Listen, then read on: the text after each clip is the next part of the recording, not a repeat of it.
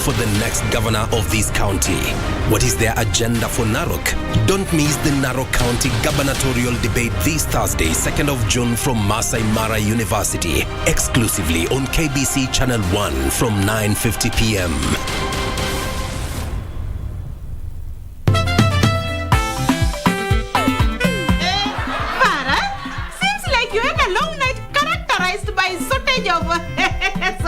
Here and there. And this is how you are thanking me, eh?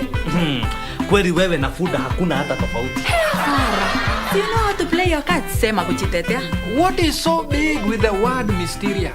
I did not tell them. That is a very small one, by the way. Kamene, I usually admire your English. Okay, exposure is a good thing. Kamene, okay, look at Julia. You see those little colored strings and materials on her hair? Oh, tule tuvitu twa blanket. Now, look at my hair. Do you see such? Kiswahili gani sasa fala? Ile marimu.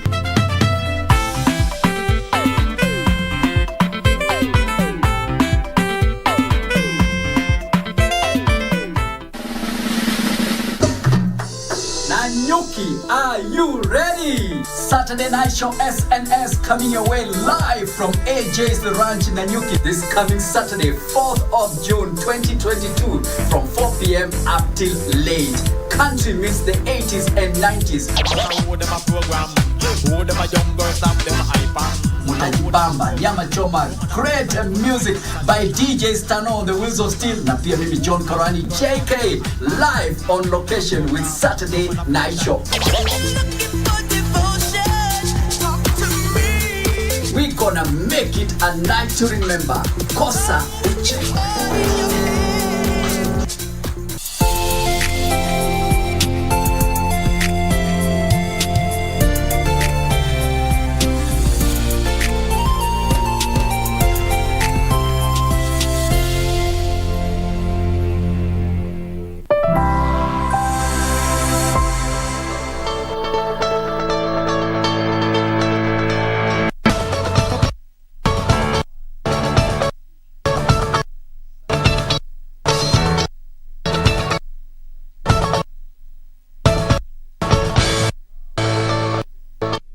Good morning, the second day of June 2022. You're tuned to KBC Channel 1 and this is Good Morning Kenya. I'm Regina Manyara. Now, we are 59 years in as far as self-governance is concerned, and that is the Republic of Kenya. Congratulations, Kenya. Indeed, sisi ni wa Kenya daima. Now, yesterday marked that particular day as Madaraka Day, being President Uhuru Kenyatta's last Madaraka Day as president, given that the term or his term of office comes to an end as we take to the polls August 9th. That is 60 days away. And what was said in that particular speech? Well, analysts will come and tell you that there was a lot of strategy and political push and pull during the Madaraka Day speech. But all in all, the president went further, or rather used this opportunity to address what he termed as key projects under his legacy. We will be highlighting that as we proceed in this particular broadcast, and we also invite your views. You can get us on Twitter at KBC Channel 1, and I'm on Twitter too as Ray Manyara. Now, this is a whole team. It's Thursday being the new Friday, so matters of entertainment. Just after we bring you up to speed with those stories that have been making headlines in the last 24 hours. Good morning, Jane. Good morning, the lady in blue. Leo lingia studio kambioni fanwa Chelsea. But I'm happy them saying that I'm a Chelsea fan. The day that I did mustard yellow, ulikuwa UDA. Yes. Nonetheless, ni life. Welcome once again to the program. Glad you are with us this beautiful second day of June. Happy post Madaraka Day. We do hope you enjoyed your day and your holiday yesterday. Glad you are with us. I am Jane Wambui. Thank you for choosing KBC Channel 1. Mike. Yes, a very good morning to you. This is Entertainment Thursday. Thursday is indeed the new Friday. We have a lot lined up for you, so do stay tuned. Doreen. Right, and even as talk about happy post Madaraka Day, just as Regina has mentioned, there's clearly a lot of talk in town in respect to what happened yesterday, being the last of President Uhuru Kenyatta's, national event, and also what transpired between him and the deputy president. So obviously the dailies have that story. It's still a trending conversation on the socials, particularly on Twitter. So when we get to that, we'll also be telling you more about what happened, particularly yesterday, and also what different, political pundits are saying in respect to that, and particularly what it meant. Aside from that, just as Mike has mentioned, it is Entertainment Thursday, so clearly that is what is going to be dominating our conversations this Thursday morning. Stay put up until the end of the show. Many thanks for making time. I'm Doreen Arange Okello. Indeed, you're in the right place this morning for not only entertainment, but also what has been happening in the last 24 hours. We take a quick break. We'll be right back with the news.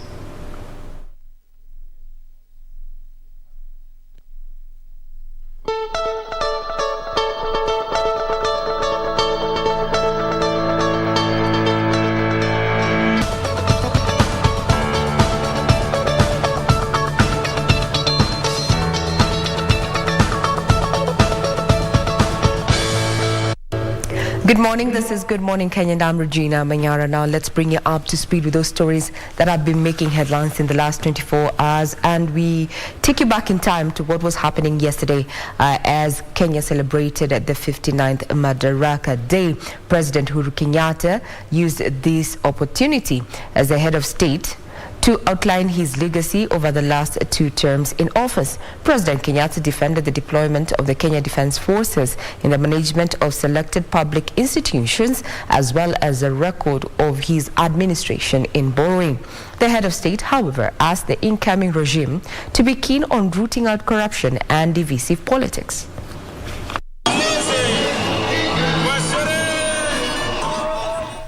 The 59th Madaraka Day celebrations at the historic Uhuru Gardens.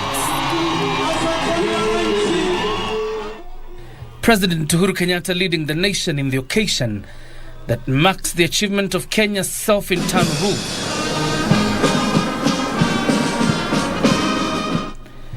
It was the first time in the reign of a Jubilee administration that Deputy President William Ruto did not address the nation. President Kenyatta and his Sierra Leone counterpart Julius Maada Bio, who was a chief guest, were the only speakers. President Kenyatta said his administration has spent heavily on infrastructure as a way of laying the foundation for the economic prosperity of a nation. The naysayers have said that we should not invest so heavily in infrastructure because people do not eat roads, they do not eat bridges. I have refused their pessimism because I know what a new road means to a farmer who has for decades been unable to get their produce quickly to the market.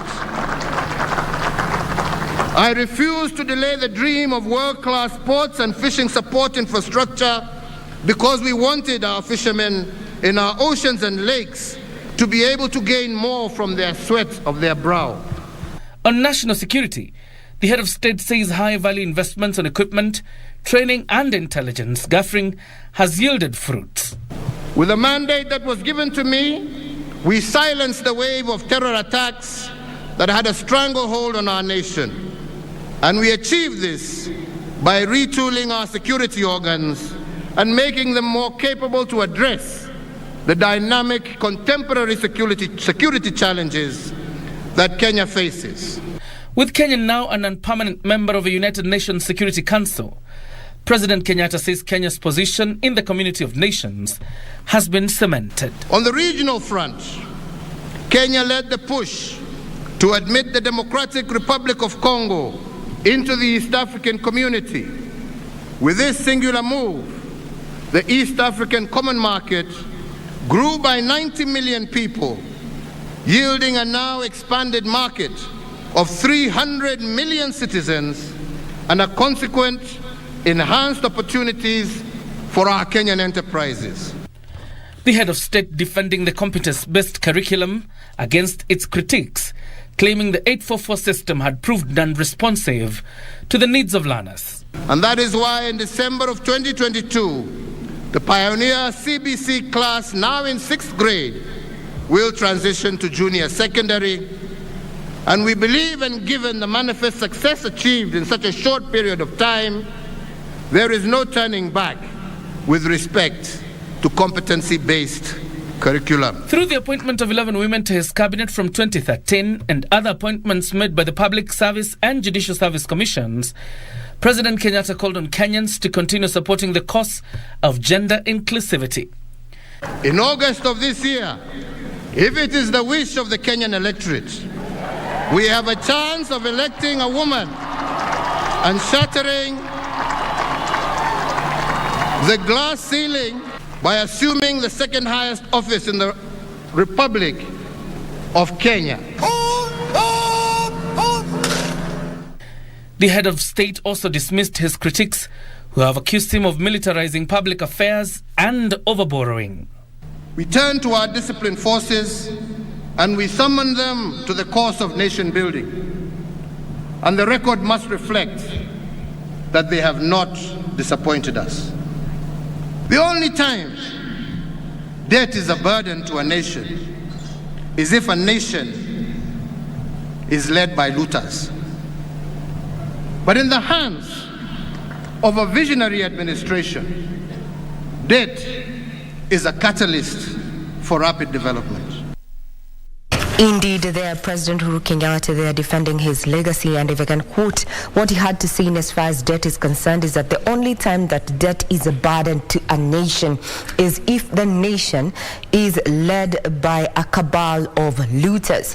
But in the hands of a visionary administration, debt is a catalyst for rapid development.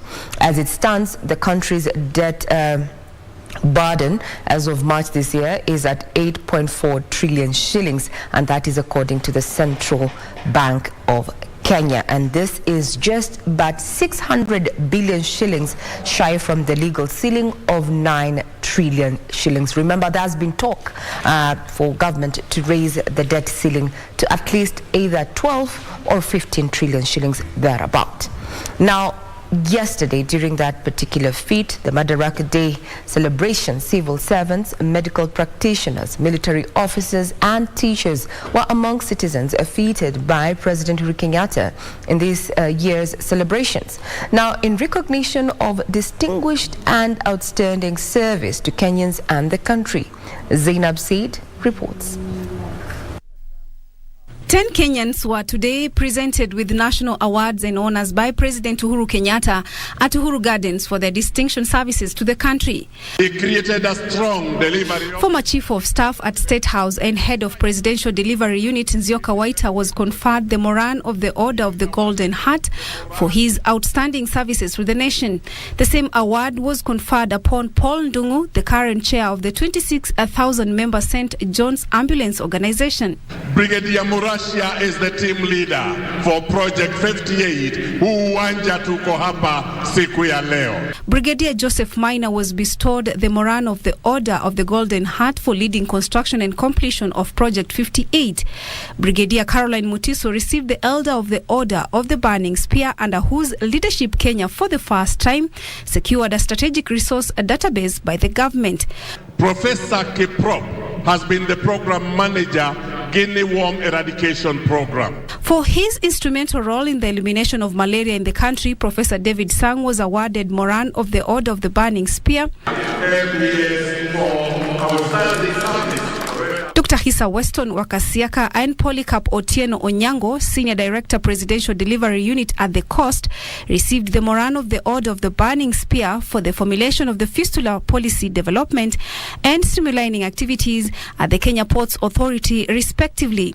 The Order of the Grand Warrior was represented to Alice Kwamboka Nyariki, Senior Deputy Director of Pensions at the National Social Security Fund, Major Hussein Athman Weshenga, who oversaw the construction of MV Uhuru 2 at Kisumu and Shupavu at Mombasa Shipyard, and Jendu Tamwangi for contribution in realization of accessible and quality education while at the COVID-19 Education Committee and the CBC Task Force. Indeed. Now away from, the Madaraka Day celebrations that were held yesterday, also President Uhuru Kenyatta hailed his cabinet secretaries for a job well done during his tenure. Now speaking yesterday at State House when he hosted his cabinet, President Kenyatta said the team made his legacy come true. Cabinet secretaries on their part thanked the president for believing and trusting in them to deliver his Big Four agenda and wished him well as his term in office comes to an end.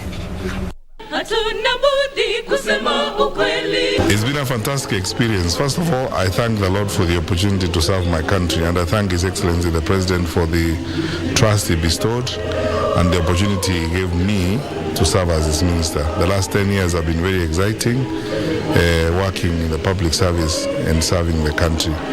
Very challenging, and we come to the end of this term much more knowledgeable of the country, and we understand our nation better than we did when we came in.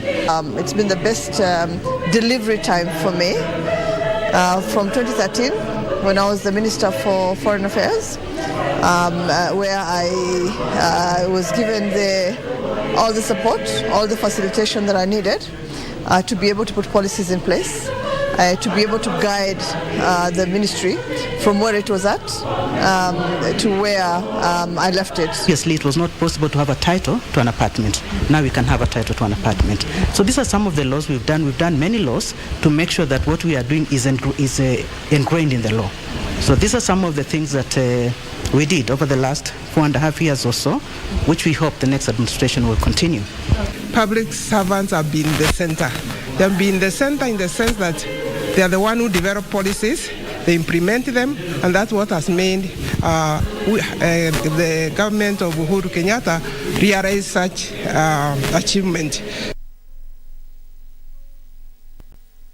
Kenyans marked Madaraka Day in various ways, and just having a sneak peek onto what was being done in various counties. There were calls for peace and national cohesion during this day's Madaraka Day edition celebrations across the counties. Now that story was prepared by Beatrice Gatonye. Leaders from across the political divide in Kajiado County set aside their differences to urge residents to promote peace during the electioneering period. Kajiado County Commissioner Wilson Wanyanga said the County Security Committee was ready to oversee peaceful elections, adding that there was no room for political intolerance. Wakati huu ni wakati wa siasa. Tufanye siasa vile tu huwa tunafanya, na baada ya siasa tujue maisha itaendelea. In an effort to bring a sense of belonging to our people, we have discarded the age-old indignity of changing children's real names. Many communities in our country living in peace and cohesion is the act out a living in an environment conducive for any enterprise to thrive. In Mandera, County Commissioner Onesmus Kiatha, who presided over this year's 59th Madaraka Day celebrations, warned politicians propagating hate speech that the law will catch up with them. Sentiments echoed by Mandera Governor Ali Roba, who also called on residents to be wary of political rumor mongers. Ati unatukana watu na kuongea mambo ingine, alafu ukiitwa na DCI uandike statement unaanza kulia. Usilie, hakuna mahali utaingia katika kaunti yetu, tutakutoa hapo tu. In Garissa, locals gathered at the Garissa School playground to celebrate this year's Madaraka Day, with the County Commissioner Boaz Chirutich issuing a stern warning to political aspirants who are hiring goons to disrupt political gatherings of their opponents. Tuliagiza hawa kwamba all sub-counties lazima wafanye ile mkutano ya peaceful elections ili waweze kumap ile areas ambaye iko hotspots, ili waweze kusaidiana na IEBC, ili waweze kusaidiana na idara ya polisi kuhakikisha kwamba kuanzia sasa mpaka tarehe 9 na baada ya tarehe 9 tumekuwako na amani. And in Kiambu, County Commissioner Joseph Nkanatha said the security apparatus had been beefed up to ensure organized gangs are dealt with during this electioneering period. Nkanatha said the local security committee was mapping out hotspots in the county. Na tunaomba ya kwamba tuwe na kampeni ambazo ni za amani. Sisi kama security committee na viongozi wetu wa kisiasa tumekubaliana ya kwamba tunataka sherehe hizi za mwaka huu siwe na utofauti kabisa na wakati wa mbeleni, wakati watu ni vita ni nini. Hatutaki vitu kama hiyo, na tuko macho. In Murang'a, County Commissioner Karuku Ngumo has raised concerns over increased suicide and murder cases within the county in the recent past. During this year's Madaraka Day celebrations held at Ihora Stadium, the Commissioner observed that for the last 6 months, the county recorded 35 suicide and 32 murder cases. It's my appeal to the religious community. It is my appeal to the leadership of the county, community leadership. It's my appeal that even within our groups, zile group tuko nazo, hata kama ni za kina mama, za vijana, za wazee, hata kama ni investment group, social groups, let us talk about this issue. Even our political leaders, even as you're looking for votes, please let's talk about this issue, because vile mnaona graph inaenda juu. And West Pokot County Commissioner Apollo Okello has issued a shoot-to-kill order to bandits terrorizing the locals. Speaking during Madaraka Day celebrations at Makutano Stadium, the administrator said the security team in the area has resolved to deal decisively with criminals.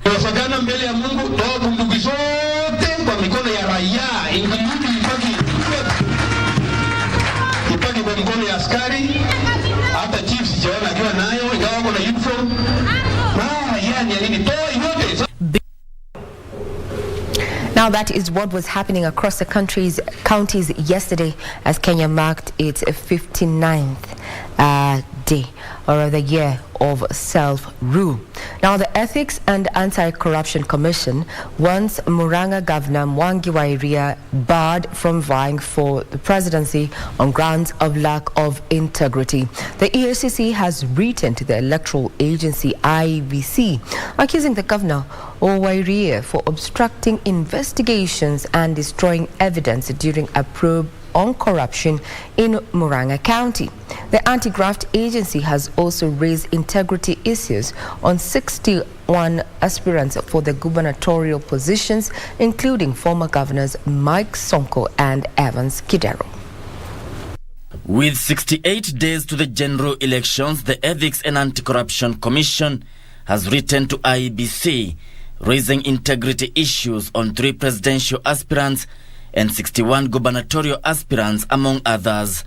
The anti-graft agency wants Murang'a Governor Mwangi wa Iria barred from vying for presidency on grounds of obstructing EACC investigators and destruction of evidence when executing a search warrant. Former Nairobi Governor Evans Kidero, now vying for Homa Bay gubernatorial seat on an independent ticket, is also on the spot for allegations of impropriety, corruption, and economic crime while serving as governor Nairobi City County. His successor Mike Sonko, now vying for Mombasa gubernatorial seat, is viewed unsuitable by EACC after being impeached by the Nairobi County Assembly and the Senate. Other former governors that EACC want barred from the ballot include Nadhif Jama of Garissa, Godana Doyo of Isiolo, and Daniel Waithaka of Nyandarua County. Governor Anne Waiguru of Kirinyaga, Muthomi Njoki of Tharaka Nithi, and Fahim Twaha of Lamu have also been blacklisted by the anti-graft agency on grounds of corruption. The EACC has also raised integrity issues regarding 83 aspirants seeking various positions in parliament. So what will happen to the 61? And as far as the integrity question is concerned, we're going to be keeping tabs on that, given that we are just but 60 days away from the August polls. On that note, we take a quick breather. We'll be right back.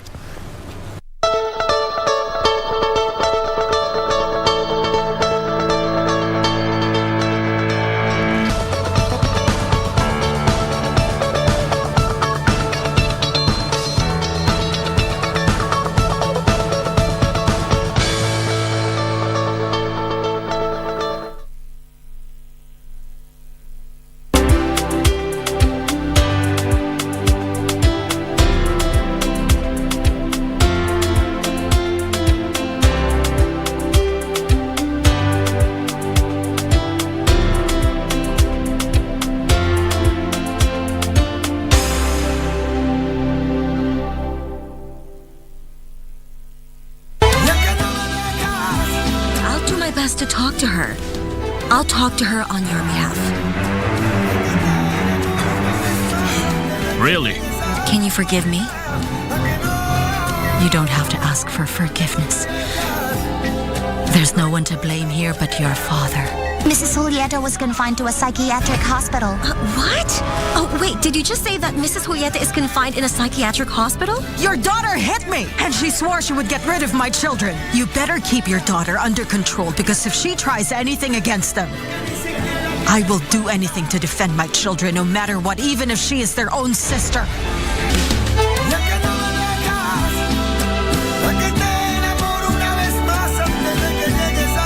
Narok County generates huge revenue from the world-famous Masai Mara National Reserve and the agricultural sector. Two candidates, Moitalel Olekenta and Patrick Olentutu, are gearing up for the next governor of this county. What is their agenda for Narok? Don't miss the Narok County gubernatorial debate this Thursday, 2nd of June from Masai Mara University, exclusively on KBC Channel 1 from 9:50 p.m.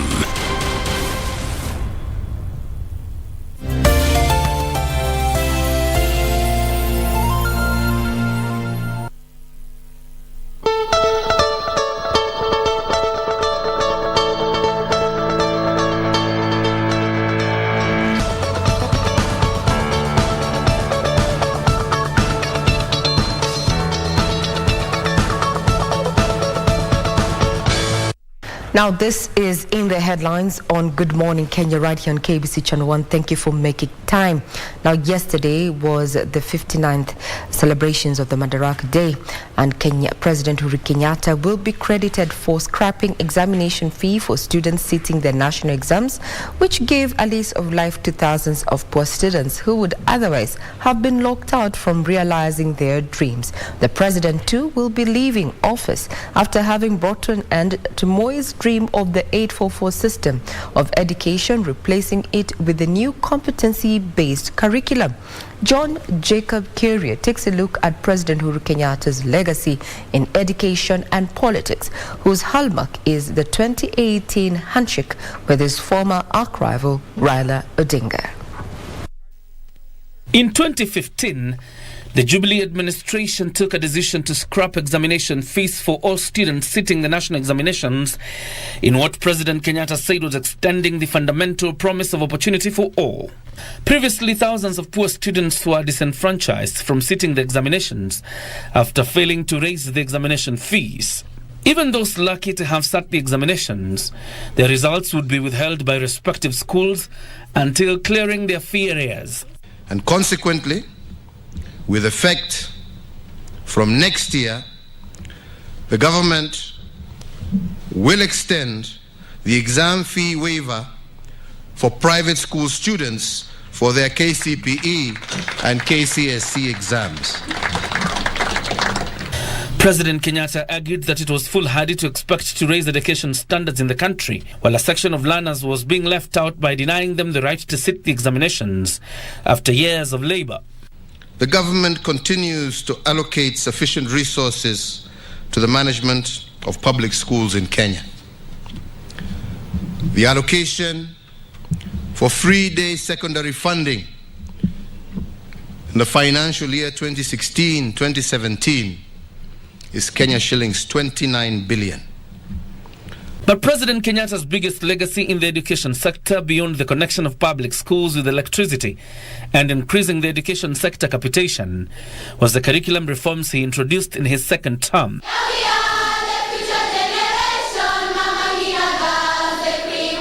With the 844 system declared defective, President Kenyatta has been at the forefront of pushing for curriculum reforms through the competence-based curriculum, CBC, expected to empower learners wholesomely.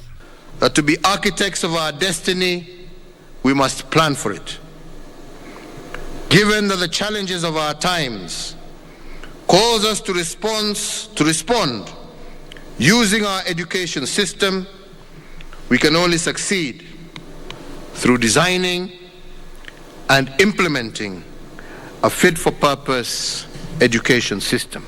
And while the implementation of a new curriculum has faced some headwinds, which include resistance from a section of education stakeholders, confusion over the placement of junior secondary schools and the capacity of schools, the construction of about 10,000 classrooms is on course, with President Kenyatta having directed Treasury to make available 8.1 billion shillings to go towards the same cause.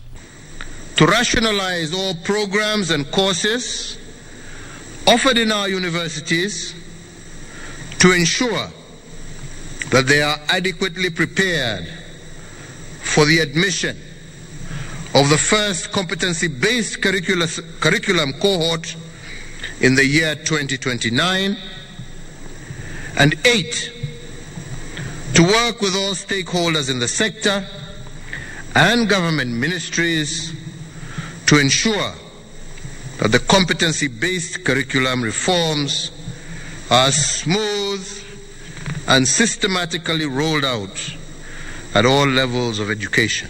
CBC is not examination oriented. You are creating a holistic child, each of whom is important, including your own. Following the contested 2017 general election, President Uhuru Kenyatta reached out to Raila Odinga, and after months of talks, the two emerged from Harambee House to shake hands in what is now famously called the handshake. We have had the opportunity for extensive discussions on matters Kenya, and we have come to a common understanding, an understanding that this country of Kenya is greater than any one individual. The two decided to bury the hatchet and try to craft a new political direction for Kenya in what they said was to keep the country safe for future generations. The time has come for us to confront and resolve our differences. These differences are becoming too entrenched. No two Kenyans agree on the origins of the differences and what they portend. Millions of our children continue to be born and married into these differences. Elections come and go, but Kenya remains.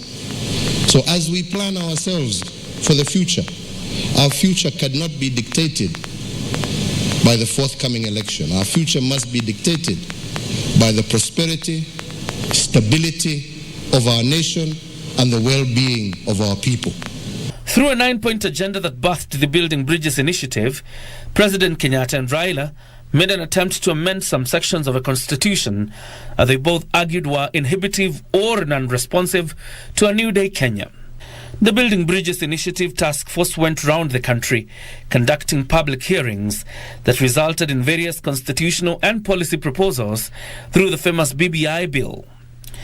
The bill has since been impugned by the High Court, the Court of Appeal, and the Supreme Court. President Kenyatta and Raila have received international recognition for the selfless act of the handshake, despite their acrimony in the elections that threatened to divide the country.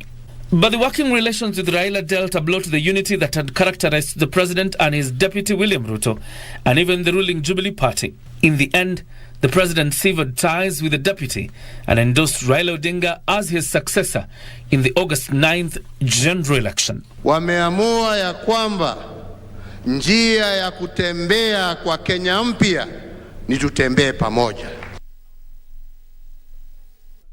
Pamoja there. That's just giving you a sneak peek into what was happening yesterday there, and just remind you that since the beginning of this week we have been running special pieces, news pieces, just looking back at President Uhuru Kenyatta's legacy projects. We have even talked about matters of infrastructure and such, all available on our website, that is www.kbc.co.ke. Now we cross over to the sporting arena, where Gor Mahia, and I must say is my team, humbled a perennial nemesis AFC Leopards 6-5 on penalties to win the Madaraka Day Cup in a closely contested encounter played at the Nyayo National Stadium. The encounter between the two arch rivals ended in a 1-1 draw in regulation time, and the match was played just over 3 weeks after Kogalo and Ingwe met on May 8th at the Kasarani Stadium in the Football Kenya Federation Premier League match that ended in a 1-1 stalemate. Now, it was the 95th meeting between the two sides, AFC Leopards having not beaten Kogalo in the last 6 years. Gor Mahia walked away with 1 million shillings, while Ingwe pocketed 500,000 shillings.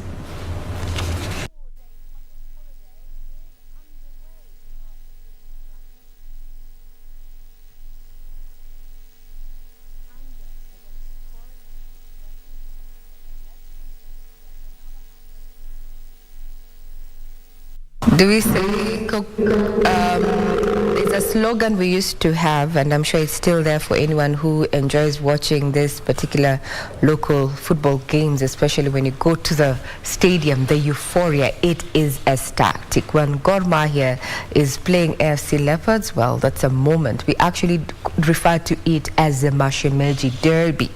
Last I checked, Kogalo Gor Mahia, you know, viva. 1 million shillings to us there as a team and 500k to AFC. I don't know if you guys have a local team that you support. Maybe let's start off with Jane. Is there a team that you support? I'm not gonna declare my stand on that. Maybe mine. Because I'm not very big in football, so pass. I'm going to say it. I'm just going to say I'm AFC all the way. Pardon? I'm AFC. Shemeji. Oh, you're a Shemeji. I am. I think we need to replace you guys as Mashemeji. 95 times we have met, and you guys have not been able to beat us in the last 6 years. I mean, we need new Shemejis. I think we are taking up new recruits, or rather new Shemejis there. We are taking applications. Please send in your CV. Which ones do you want to take? Sofapaka? Sofapaka or even Tusker FC? But no. Yeah, Tusker is something we can consider. You need a bit of a challenge. But you know, the relationship between Gor and AFC is just like quote-unquote blood. Hiyo ni kitu iwezi isha. Shemeji all the way. I remember when we have the Shemeji Derby and you know, fans all over. The social media is quite rife with so many memes. You'd see AFC Leopards fans going somewhere, ordering for some fish. Then you see Gor Mahia fans going somewhere, ordering for some chicken, and it's just banter left, right. And that's why I say I am happy that we are back where we are in as far as matters of local soccer is concerned, because for a moment there, it gave us some of us, you know, some headaches and anxieties, because if you look at those people who play for these local clubs, they go out of their way to train and be there, you know, juggling work, sometimes school, to play for these teams. But now if the league is in shambles, then they have nothing, nowhere to showcase their skills. But it goes back to the management as well. Now the management, that's the crux of the matter. And we're waiting to see if this transition committee is going to help us go back to the glories, the 70s. The 70s and the 80s, where soccer was soccer in Kenya. All right. Na support Gor Mahia lakini umevaa blue. Please. Blue represent AFC. Blue is just but a color, my friend. Blue is just but a color. Actually, it does not represent any political affiliations. Malifadhili yuko, he's very happy. Blue happens to be a color enjoy. I actually have all those colors in check. It's just that I can't wear all of them here. So today, it is well, Regina, is a blue day. But hey, we ain't supporting AFC. Whoosh, no. We are green to the soul. Hey, Regina, green to the soul. Green to the soul. Acha sasa tuangalie magazeti basi. Sindio? All right, so we start off with the Daily Nation. Of course, the front page is all about the Madaraka Day speech, especially so what the president had to say. It has been covered across about 7 pages, just breaking down the president's speech, understanding the different key areas that he pointed out, looking at his scorecard. And of course, people have come out to say so much about that, ranging from the roads, electricity, education, economy, healthcare, debt, among many other issues. That is actually the only thing that has been featured here on the front page of the Daily Nation, as well as the group of individuals who have been described as the undesirables by EACC. EACC issues the list of aspirants with integrity flaws, and now the question is, what's the way forward? To what extent will Chapter 6 of the Constitution on leadership and integrity be implemented, and especially so now that we are gearing for the general election? So I will be giving you these details as we move on with this segment, but first, what does the Star have for us, Mike? On the front page of the Star, Uhuru silences Ruto in exit Madaraka feat. That's the front page of the Star. Still on the front page, of course, Iria Kidero Waiguru among 241 aspirants EACC once blocked from the polls. More on that later on. Still on the front page, holistic growth. President Uhuru Kenyatta slams CBC critics, saying the curriculum is here to stay. We're going to have a discussion on that later on. I'm sure we're going to have a lot of opinions from either side on that one. Still on the front page of the Star, last but not least, tragedy as mom and two daughters burn in death in Nakuru home. It's very sad, sad. More on that later on. That was the front page of the Star. Doreen? Oh, the dailies are so brief today.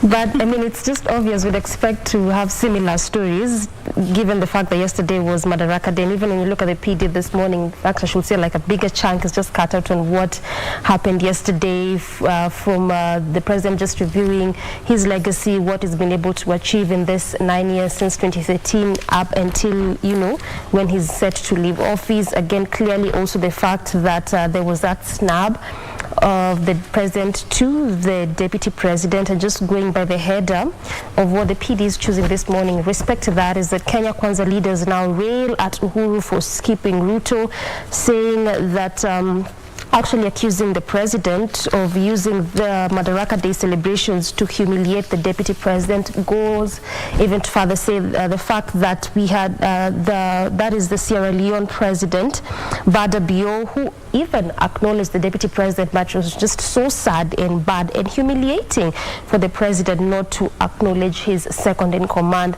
We also have the story of what is happening in KBC County, where aspirants are now told to shun roadside rallies, saying that this rallies along the roads lead to congestion and obviously traffic snarl-up. The story also concerning EACC, where they now demand that 241 candidates be barred from August elections, and obviously those names have been written down there, the names of all these aspirants ranging from governors to members of parliament, of course governors both sitting as well as former, who are vying for various seats, like I said, members of parliament, MCAs, senators, just clearly forming the list of this 241 that EACC now seeks IEBC to bar them from the August general elections, obviously citing integrity issues. Again, like I talked about, the fact that Madaraka Day celebrations, again, obviously dominating the bigger chunk of this paper, where healthcare topped Jubilee scorecard. And lastly, there is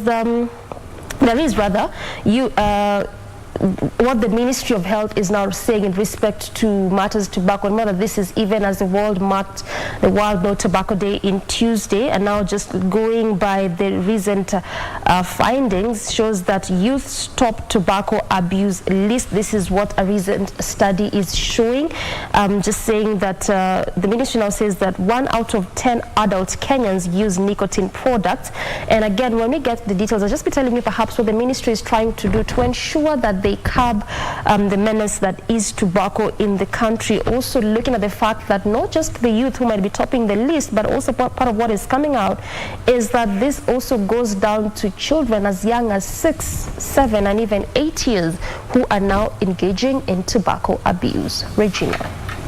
Sneak peek of the front page of the Standard reads similar to the rest that you guys have. Just going back to what happened yesterday, just looking at President Uhuru Kenyatta's legacy there, the outlined projects and achievements that he highlighted. And on top of that, he talked about 11,000 kilometers of roads that have been built, tarmac roads, and completion of around 8,000 kilometers in second term, and over 6,600 kilometers are still ongoing. Some of the other projects that are, or rather achievements, is that now 13 million Kenyans are connected to clean water. And in 9 years, we have moved from being the 12th largest economy in Africa to the 6th largest, and still growing. And even here, when President Uhuru Kenyatta was talking about where we at as a country, he went further to highlight that, in as much as we have a high debt burden, it has helped us to move forward. According to the central bank, statistics indicate that 8.4 trillion shillings is the weight of Kenya's debt burden as we speak. So it's just about looking at what was happening yesterday. That's what we have on the front page in this particular daily, and the headline goes, "This is my legacy." And that is President Kenyatta there uses the final National Day to list his administration achievements. Then also we saw some politics play out yesterday. Now Ruto and Uhuru had somewhat of a cold war playing out in the public during that particular day. Allow me to just but quote what the critics noticed in that particular situation. Is that when he said yesterday, the president's actions told of a man who was keen on avoiding a repeat embarrassments. Now, in attendance, we had President Cyril Ramaphosa of South Africa, Sahel Work Zedwe of Ethiopia, and Salva Kiir of South Sudan. Now, during this during the service, it's just like looking at what has been happening. The discord between Uhuru and Ruto has been playing out, especially after the barrier of Kibaki there, as well as during the national prayer breakfast, where the two leaders did not share a table. Now, yesterday, President Uhuru Kenyatta used that opportunity to detail his administration's achievements, and at the same time snub his deputy William Ruto, and went over to even campaign for his preferred candidate. What was keen to those who were there, physically, to witness, and also the media houses that were broadcasting live, is that Ruto arrived minutes before his boss and was denied a chance to address the public and left out of the event lineup. Now, traditionally, during these ceremonies, we have the president, the deputy president, and other dignitaries actually take to the podium and address the public, but this did not happen. And like in the 9 years past, contrary to the tradition, is that President Uhuru Kenyatta exposed a climax in what has been a cold relationship between the duo, after he breached the Madaraka Day traditional protocol by allowing visiting Sierra Leone head of state Julius Maada Bio to give his speech. That was quite an anticipated move. And Mr. Kenyatta also commanded the events program soon after he was awarded the state honors to outstanding citizens. Now, I'm sure in the course of this week, we're going to be looking at the implications of this. So I had just started off to highlight where the tiffs began. We started off with Kibaki's burial, and also we saw the national prayer breakfast, and this was actually done in attendance of other dignitaries drawn from South Africa, Ethiopia, and Salva Kiir over the last few months. So what was happening yesterday, there was a clear indication that the rift between the two gentlemen has widened with 68 days to the August 9th polls. Further details are still available on our website in regard to what transpired yesterday. But for now, we take a quick breather. We'll be back with more from the dailies.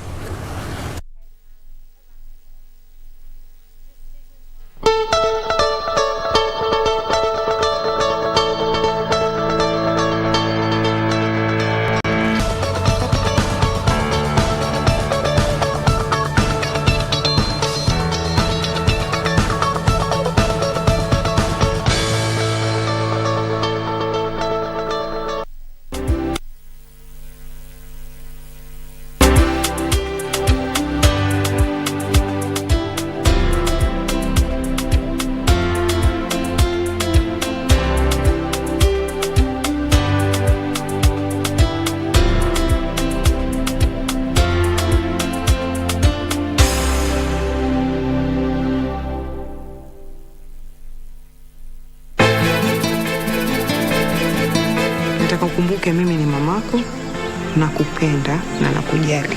Hivi vitu vimeletwa hapa na Kate na mimi nikamrudisha navyo. Nikwambia mara ngapi kwamba mimi si mtoto mdogo tena? Stay away from my son. Wewe ulisema utaki mambo ya Lea na familia yake. Kusema la kweli hapa ulipita mpaka hukufanya vizuri. You mean nikienda hiyo sherehe utarudi hapa nyumbani?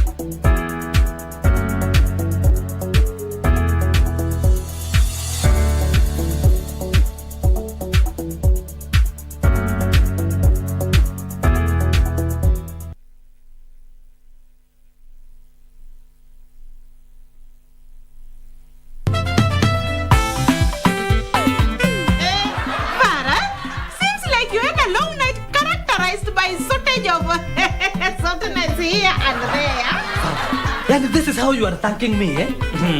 Kweli wewe na Fuda hakuna hata tofauti. Do you know how to play your cards? Sema kujitetea. What is so big with the word mysterious? Don't tell them. That is a very small one, by the way. Kamene, I usually admire your English. Okay, exposure is a good thing. Kamene, okay, look at Julia. You see those little colored strings and materials on her hair? Oh, tule tuvitu tuambulange. Now, look at my hair. Do you see such?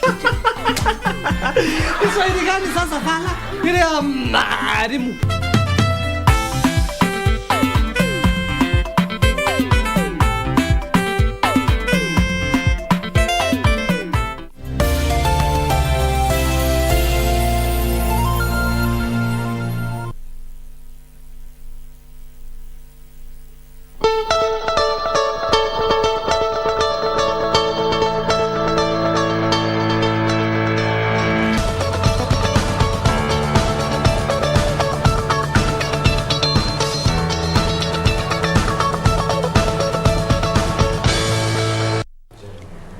Welcome back. Hashtag is still Good Morning Kenya on Twitter. Official station handle is at KBC Channel 1, at Ray Manyara, at Dorina Range, at I am Mike Gitahi, and at Jane Mboy is how you can also reach us individually across the social media platforms.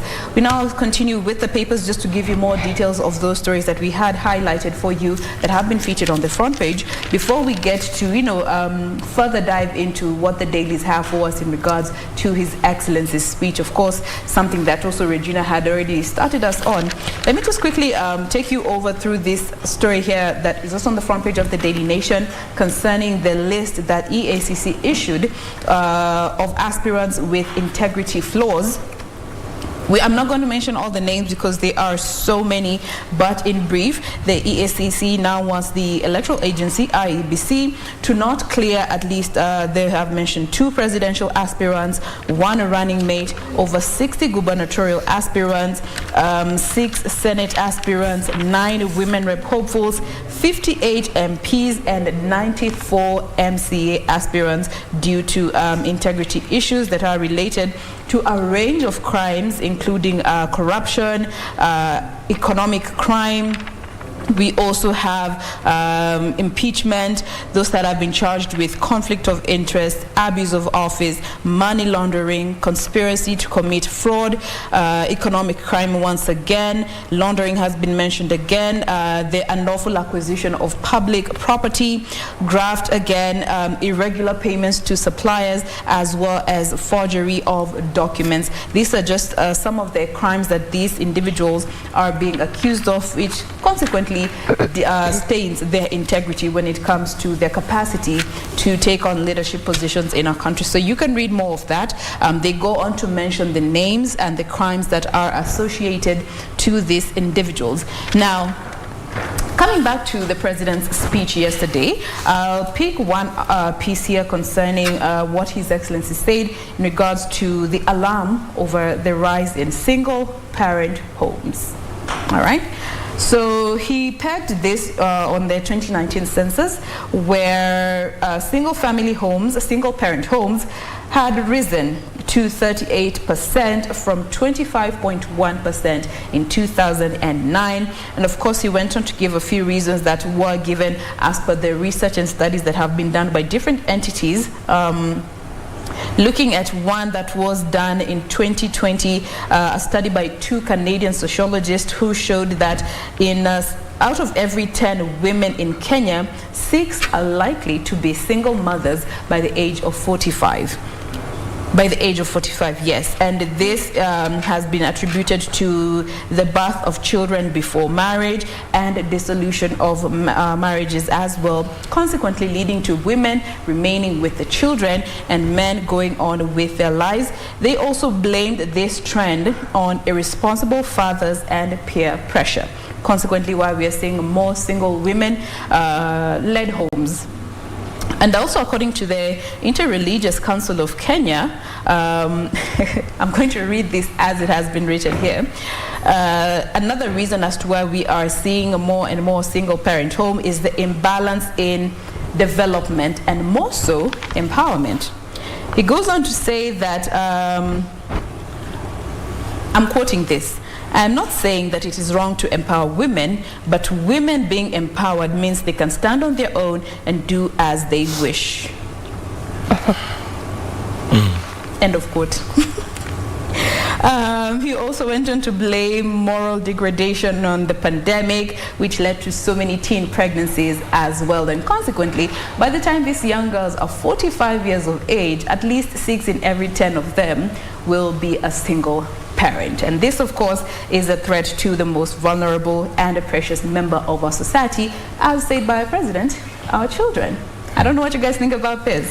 I do not know why that empowerment issue always keeps coming out. I mean, contrary to tradition, is what has been indicated. Just away from the fact that's the Religious Council that talked about empowerment, was it? The Interreligious Council, yes, of Kenya. So aside from the religious body, so to speak, talking about empowerment, it has actually been a conversation amongst quite a majority of Kenyans, should I say, or even just quite amongst a majority of people, that empowerment of women is what is leading to that. And I can't reconcile that. Much as it's contrary to tradition, I just cannot reconcile how empowerment could be leading to this. I don't know. I just can't. You know, what I find funny... Okay, here's the situation. A few years ago, we were talking about empowerment. Sorry to butt in. I just remember that we had this convo. Was it last Thursday? Yeah.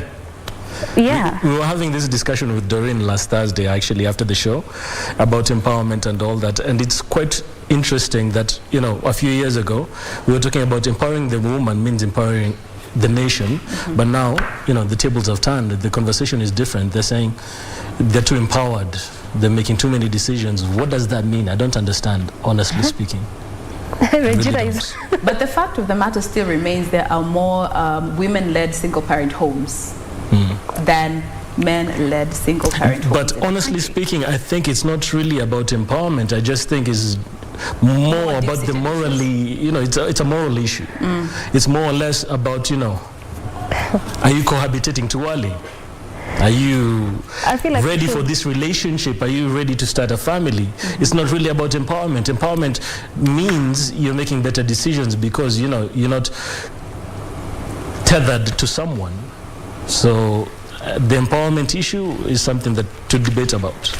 It's Regina's face for me. It is.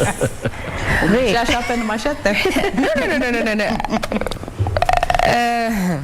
But also looking at the fact that there's so many young girls who are having children at a very early age, and again, the fact that they're not married, which also lead to more single-parent homes. Regina, nimekurushia microphone. You know, I want to bring out 2 aspects: enculturation and exposure over time. So, all of us here, we are like maybe 2nd generation or 3rd generation in our family lineage. And growing up, you're told that a morally upright woman is to get married, then have children, right? And that even when things go wrong, go onto your knees and pray for your husband. Right? Yeah. Affirmative action came into play, and a majority of us have gone to school. So even a majority of women right now are working. Right?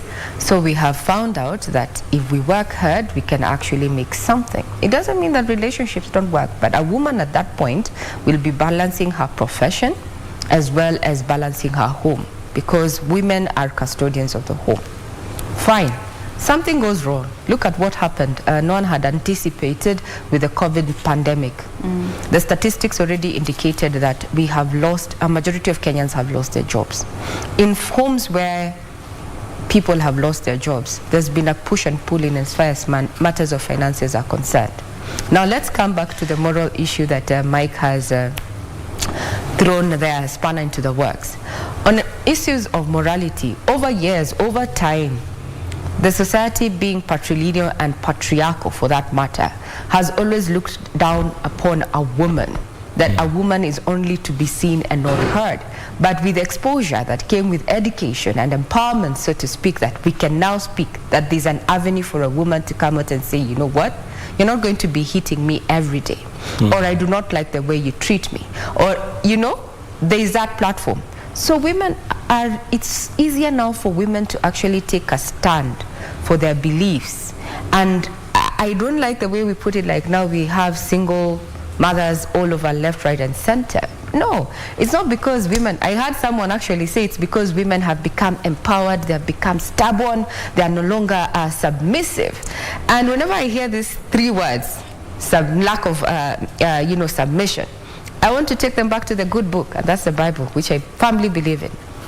We always talk about women and submission, that wife should submit to the husband. I feel as if I'm preaching. But rarely do we read the chapter, paragraph after. And it says, the husband shall love the wife as Christ loved the church. It's actually before. Let's define how Christ loved the church. And what is love in the good book? Love is patient, love is kind, and such.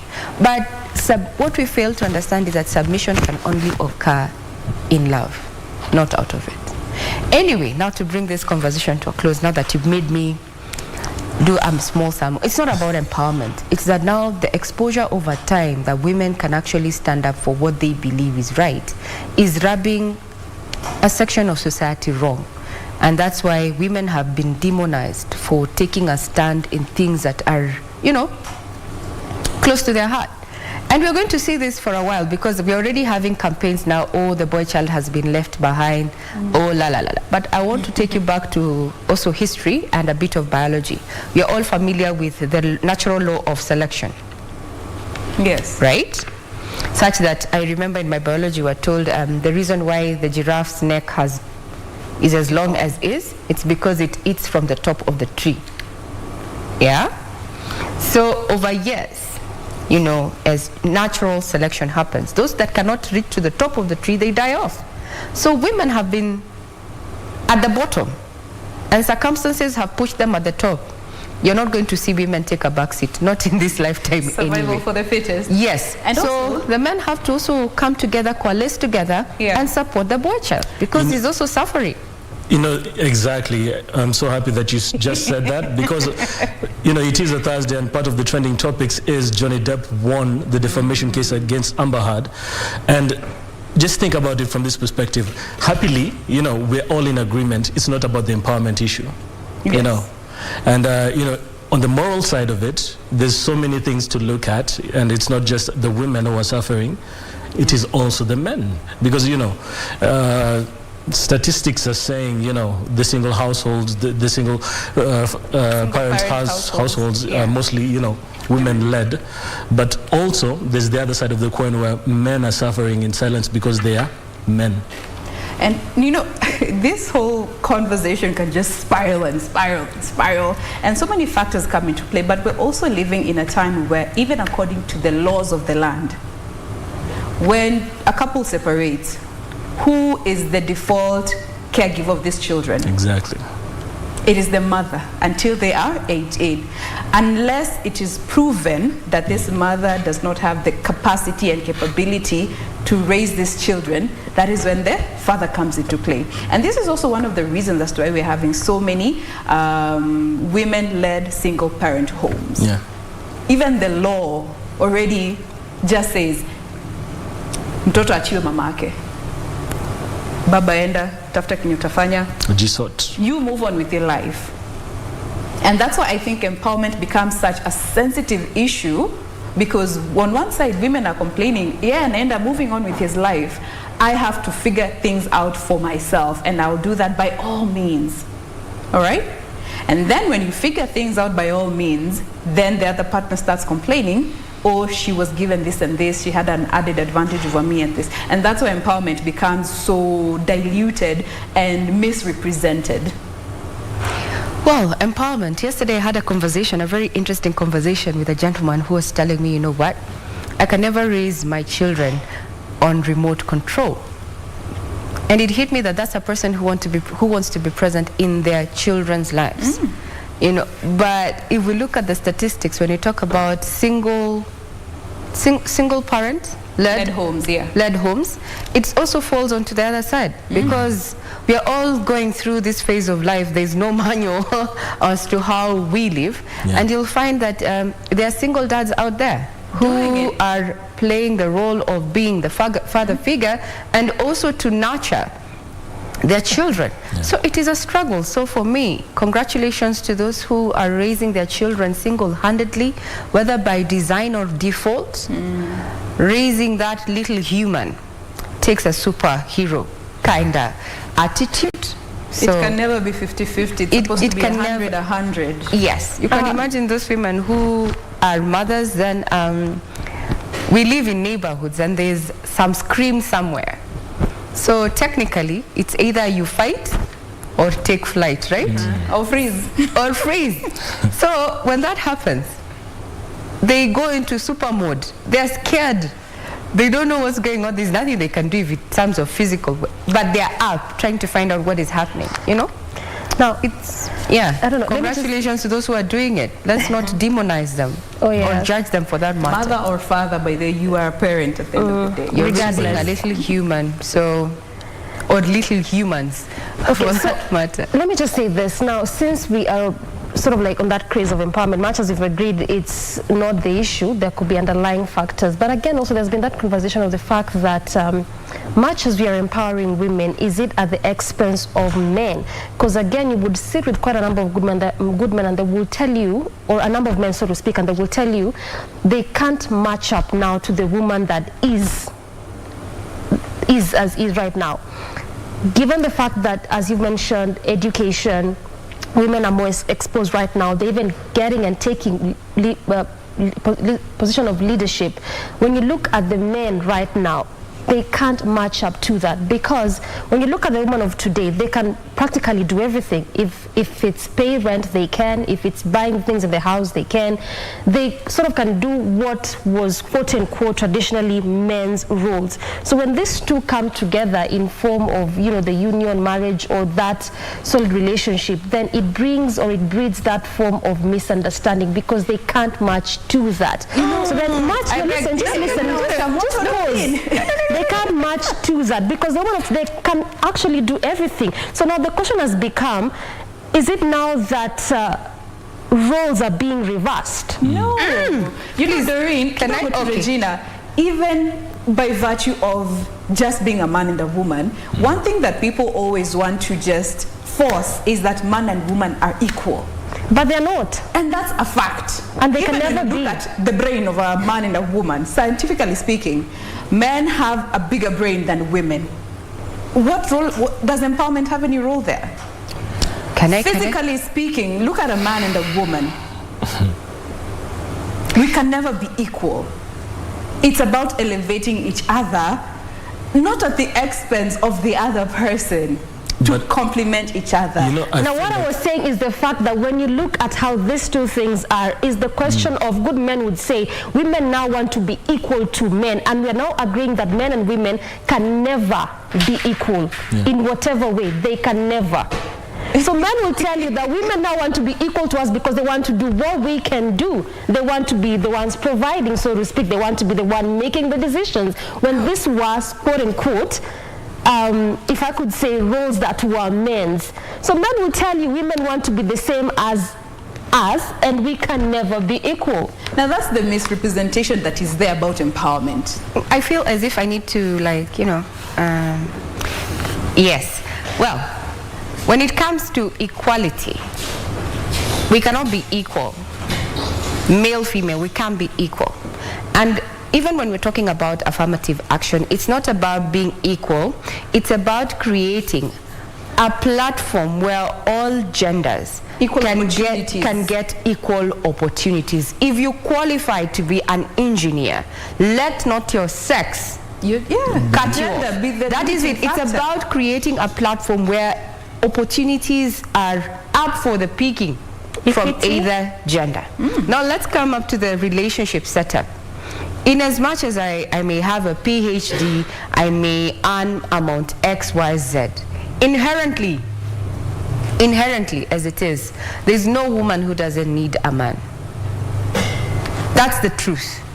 Because in as much as these men are saying now, oh, women, what they want to do our roles, women don't want to do those roles, but they find themselves doing those roles because of the situation they find themselves in.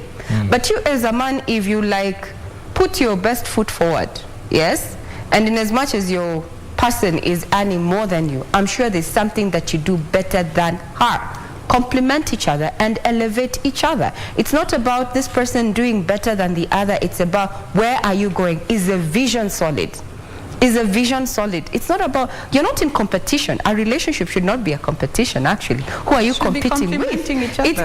It's teamwork. So when men say, oh, women want to do, women want to do X, Y, Z. What are you doing? What are you doing to show that woman that she doesn't have to? She doesn't have to. That she can do other things. That conversation, that is a defeatist for me. And this is entirely my opinion. It is a defeatist attitude to try and bring down or demonize a woman's profession, education, achievements. And achievements. Don't demonize them. You're supposed to be proud of the person you're with. No, I don't have much to say because, the thing is, I'm very, very happy that, I'm in the company of enlightened women. So I don't have really much to say, honestly, in response to that. Even with regard to, because I'm a boy child, because I think you've done that for me very, very eloquently. So, yes. Let the men be leaders. Let the man up. Let the man up. And also, you see, as we bring there's this no vacuum. to a close, Ray, yes. This whole front seat that we have had when it comes to Johnny Depp and Amber Heard has changed perceptions around who can be the victim, or who is the victim, not can be, who is the victim. And you cannot say it's about empowerment in such a situation because that has no effect there. It's about the individuals, who they are, and what has happened. Nothing to do with their gender. Yes. If a man leads, who are you to ngangana with them leading? I would say also empower the boy as much as we are doing the girls. Let's not leave them behind. Let it be. But there is something beautiful about a woman who wants a man but doesn't need them. It's a high time we looked at that. We want, but we don't need. For this and more, follow #Regina Talks on Twitter, Facebook, and Instagram all day, every day. But we have to take a very quick breather. We have so much lined up for you here on Good Morning Kenya. Keep checking in. Use the Good Morning Kenya on Twitter. Official station handle is at KBC Channel 1. We have some dope interviews coming up with I am Mike Gitahi and Adorina Rangi. So shoot through your questions, your requests. We'll be getting to them in just a bit. For now, a quick breather. We'll be right back.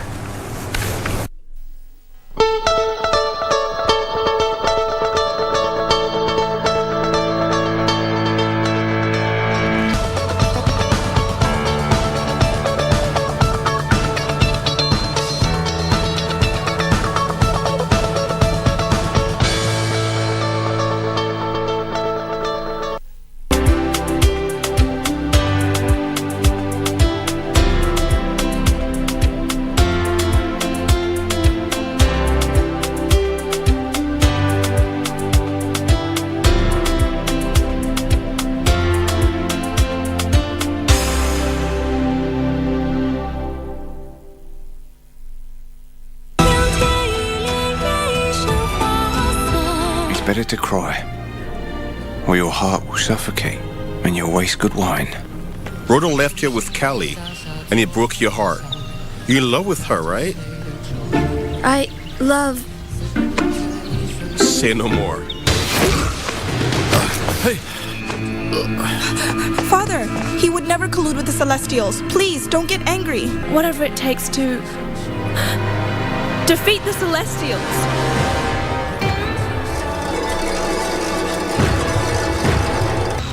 But you betrayed our kingdom and colluded with Skywall.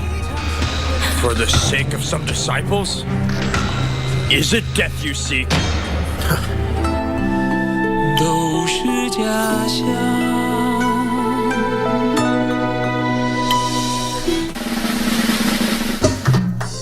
Nanyuki, are you ready? Saturday Night Show SNS coming your way live from AJ's The Ranch in Nanyuki this coming Saturday, 4th of June 2022 from 4 p.m. up till late. Country meets the 80s and 90s. Bamba, Yama Choma, great music by DJ Stano on the Wheels of Steel. Na pia mimi John Karani JK live on location with Saturday Night Show. We gonna make it a night to remember. Kosa Uche.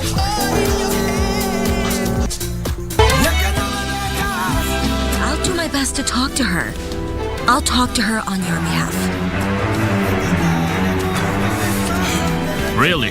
Can you forgive me? You don't have to ask for forgiveness. There's no one to blame here but your father. Mrs. Julieta was confined to a psychiatric hospital. What? Oh, wait, did you just say that Mrs. Julieta is confined in a psychiatric hospital? Your daughter hit me, and she swore she would get rid of my children. You better keep your daughter under control, because if she tries anything against them, I will do anything to defend my children, no matter what, even if she is their own sister.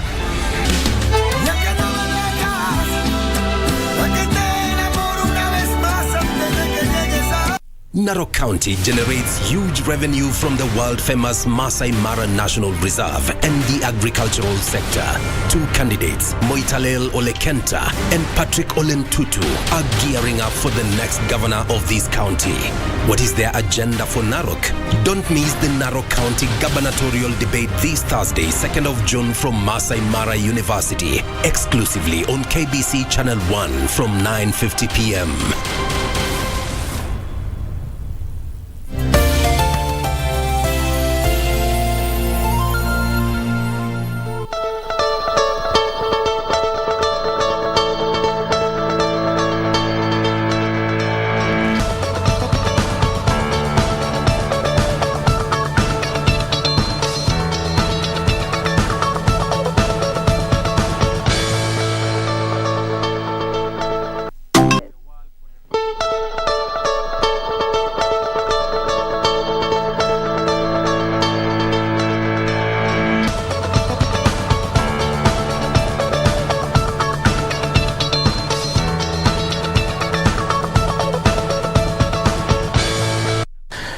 Welcome back to Good Morning Kenya, and as promised, nothing but entertainment. Our first interview, I think, to me, is the first Kenyan superstar. Nakwambia hii catchphrase yake imeenda kila mahali, hadi football league huko Europa. Nakwambia watu wanasema wako waje? Wako freshi barida. Steve Simple Boy. Karibu kwenye Good Morning Kenya. Mapo freshi. Freshi? Baridi. Hakuna tatizo. Kabla tuende mbali, nataka tuongee about your music journey, vile uliingia music and all that, but freshi barida. What does it mean? Okay, freshi barida ni salamu. Ni salamu kama kusema how are you? Fine. Ni kama vile mimi naweza sema safi. Lakini sasa niseme niko freshi barida. Uko freshi barida. Lakini okay, mimi najua freshi, lakini barida hiyo lito. Barida ni mambo iko sawa, iko mambo iko sawa. Hakuna tatizo. Safi kabisa. Okay, sasa acha tuongee about vile uliingia sasa into music. Steve unajua from Steven. Simple Boy Vile unapenda kusema ni kwa sababu upendi maneno mingi. Yeah. Mimi niko simple tu. Uko simple tu. Now music, nani alikuintroduce now into the music industry? Okay, mimi kwangu muziki nianza kitambo nilikuwa chekechea. So hapo nikangana. At long nights nikaenda Ibru TV. So Ibru TV hapo tutoka chipukizi akaninua. Kwa hivyo unaweza sema ni chipukizi ndio alikupatia hiyo platform ya kwanza kuingia sasa music. Na hata nikuulize, ulikuwa na expect success? Si ku expect. Unajua Mungu kuna mambo zake. Unazaratia kwamba hii kitu ikaipoa, kumbe hii kitu unadharau na Mungu anainua. Vile ulianza, expectation yako kwa music ilikuwa gani? Experience yangu ilikuwa yani nipase ujumbe kwa dunia mzima. Kama kusikia ngoma ya kwanza vijana tuache midarati. So ilikuwa naimiza vijana at least waache hizi vitu. Wachape kazi. Aza nikwambia hiyo ngoma by the is one of my favorite yako. Inakuwa inanifurahisha kwa sababu ni ngoma iko na message na inainua vijana. Tunazichapa kidogo miadarati. Tucheze. Tuichape tafadhali kidogo. Kamera yetu ndio ila. Sawa. Vijana tuache miadarati.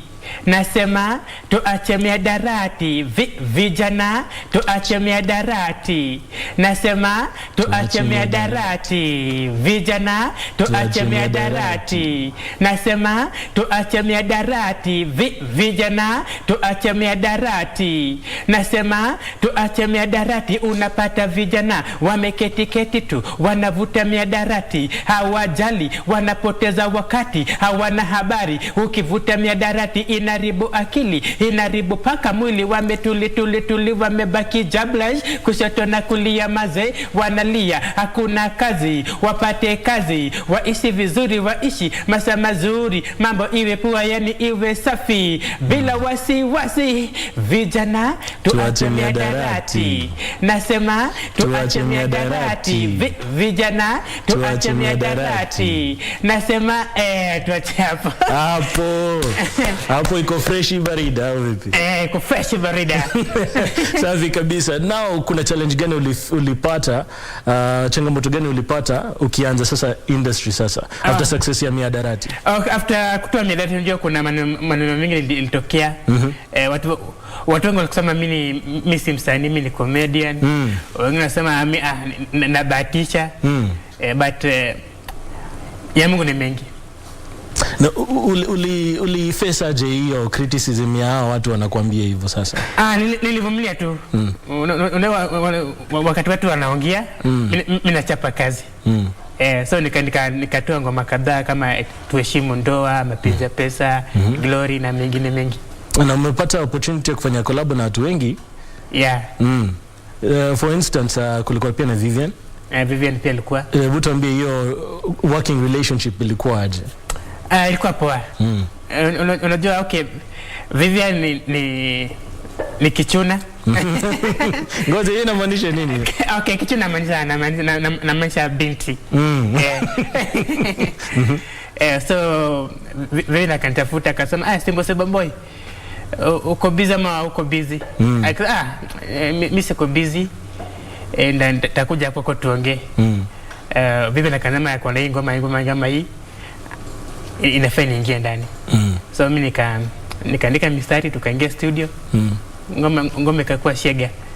Na hata nikuulize, kulikuwa na story bado around your time mlikuwa mnafanya video na Vivian. Kulikuwa na watu wanajaribu kutake advantage of you. Okay, unajua kwa hii dunia kuna wale wa ukweli na kuna wale watapeli. Unajua pia kujua mkweli na mtapeli ni uongo. So paka wapatie challenge. So mimi nikasema kama kuna mtu anataka kusaidia anisaidie na roho moja. Sasa kunyanyasa. Na I think kwa sababu wewe ni brand kubwa sana. Unapitia hiyo sana ama unaona aje? Kuna umeweza kuchambua sasa huyu anataka mazuri na mimi ama huyu kuna maneno yake? Kuna anataka mazuri. Na unaweza kuwagundua aje? Unagundua kama mtu ako serious. Anakupigia simu, mkutane mahali fulani tuongee. Kama ni besa ambayo inaweza, tutasema inaweza. Kama iwezi, waje kwa hivyo. Kwa hivyo acha nikuulize, unaona kama kukuwa celebrity sasa imekuwa, imefanya life ikakuwa a bit more difficult ama more easy? Unaweza sema aje? Okay, kwangu unajua mimi, okay, for long mimi ni star, but siwezi dharau mtu. Mimi naongea na kila mtu. So okay, nazongea na kila mtu, lakini pia kwa biashara niko tofauti. Kasa hizi na understand uko na management. Yeah, niko na management. So wanani guide kwa kila kitu. So life in terms of ukilinganisha life bila management and with management, imekuwa rahisi, imekuwa ngumu? Okay, okay. Unajua kwa kila kitu ukitaka kufika mbali, mpaka usikane na mtu. Uzifanya kazi peke yako. So mimi niko na management wanani guide. Sasa acha turudi nyuma kidogo in terms of now familia. Nao wanakuona kwa TV kila siku. Mtandao ndo ule Steve Simple Boy. Steve Simple Boy. Fresh barida ndio hizo mahudi ndi zinauzwa. Kuna watu wanakuja kusumbua. Ama bado wanakuchukulia kama ule Simple Boy. Mimi nieleze badilika. Unajua usta si kitu. Usta ni ustani ya dunia, lakini nikiwa peke yangu, juu tuko watu wawili, kuna Steve Simple Boy na Steven Lutieno. So nikiwa kwa nyuma mimi ni Steven Lutieno. Na nikiwa kwa dunia mimi Steve Simple Boy. Okay, kwa stage sasa ama kwa TV Simple Boy. Kwa nyuma ni Steven Lutieno. Na watu wengi wanakuwa nauliza, I'm glad that you said that, kwa sababu watu wengi wanakuwa wanasema it's like ulitengeneza character ya Simple Boy, ni character unacheza. Unaona kama ni ukweli ama you just being yourself? Mimi ni simple. Hakuna madudi na kanga ati umepata ati nimeshag wala nimepaka dai. Mimi ni simple tu. Vile uko, vile niko na vile utanipata. Ndio vile tutakupata hata ukiwa Steven. Safi kabisa, fresh barida. Now hizi maneno za kutengeneza catchphrase. Fresh barida si ya kwanza. Fresh barida si ya kwanza. Kulikuwa ndio manaki. Ndio manaki kila ulitengeneza ndio manaki. Kila mtu hata alikuwa anatembea nikifika kazini. Sema ni habari nasikia ndio manaki shanga. Unajua ilikuwa kila mahali. Hizi catchphrase unazitengeneza aje? Okay, unajua mimi sana napenda msamiati kwa wingi. Unajua kuna lengo lingine nikisema mtasema Steve Boy alisema ama alisema nini ama ni sheng. Hapana, si sheng. Mimi sipendi sheng. Mimi naongea ile Kiswahili sanifu. Kama kwa mfano nikisema ngwere.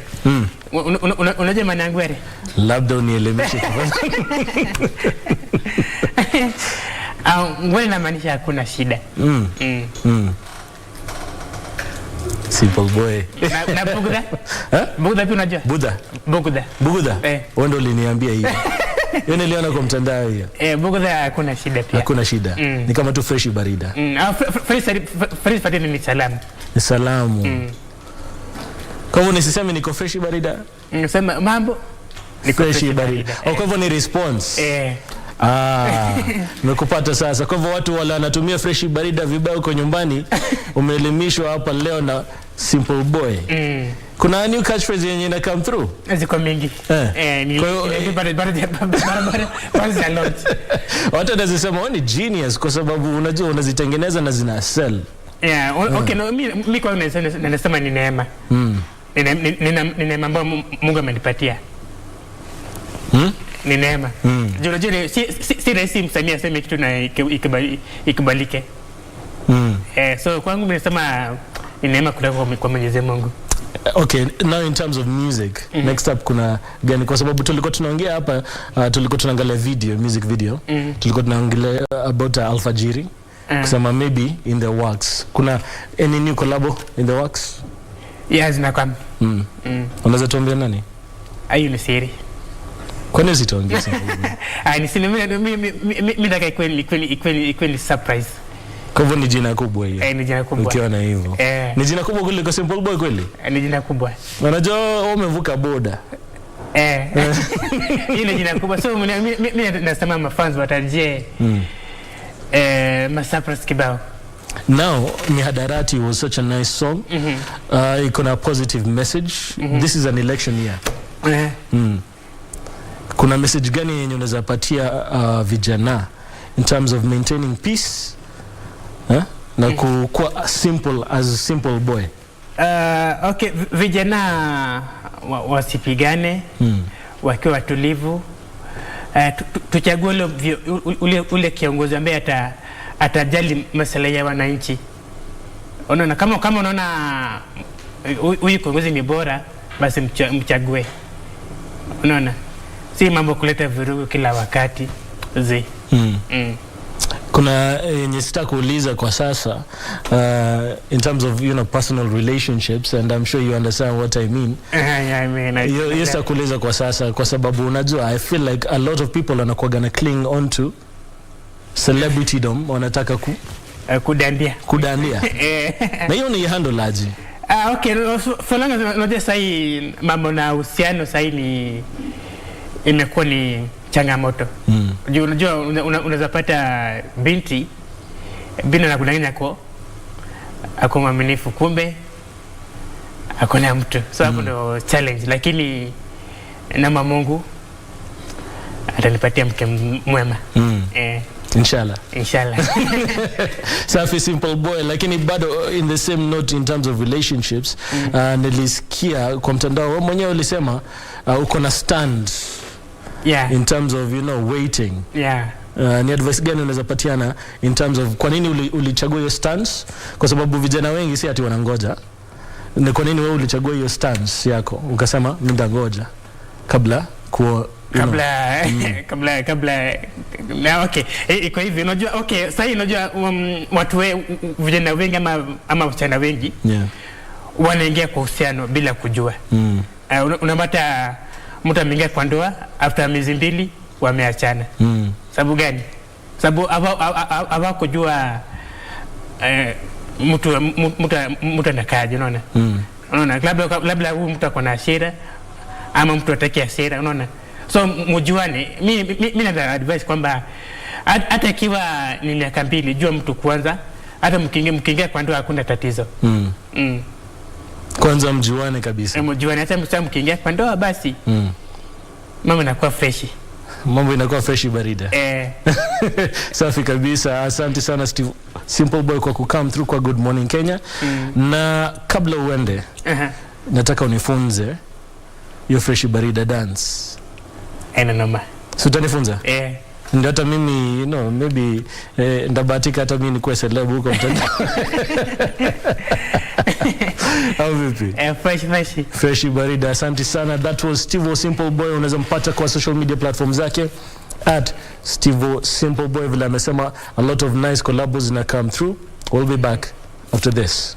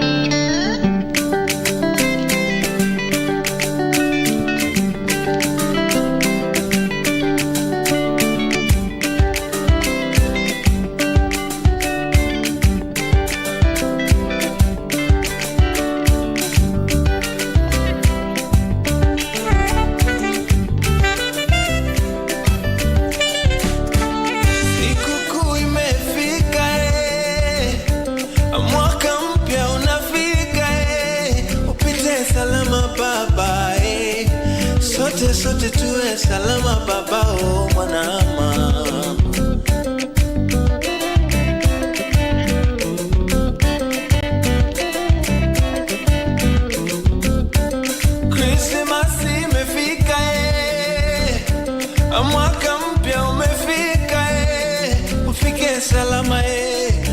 upite salama baba, umalizike salama baba, oh mwanama.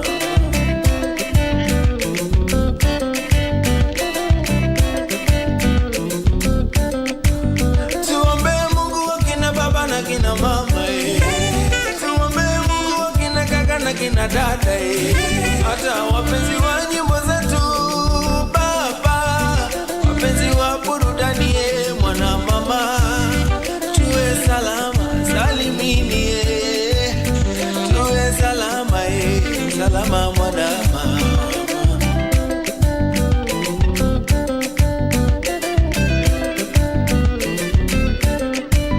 Kuna wengine sasa wako hospitali, kuna wengine tena wameshakufa, kuna wengine tena wako kifungoni, waliobaki oh baba yo, waliobaki saidia masikini baba, oh saidia masikini baba,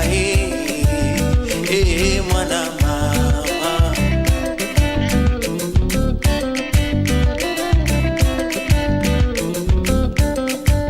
Kuna wengine sasa wako hospitali, kuna wengine tena wameshakufa, kuna wengine tena wako kifungoni, waliobaki oh baba waliobaki saidia masikini baba, oh saidia masikini baba, oh mwana mama.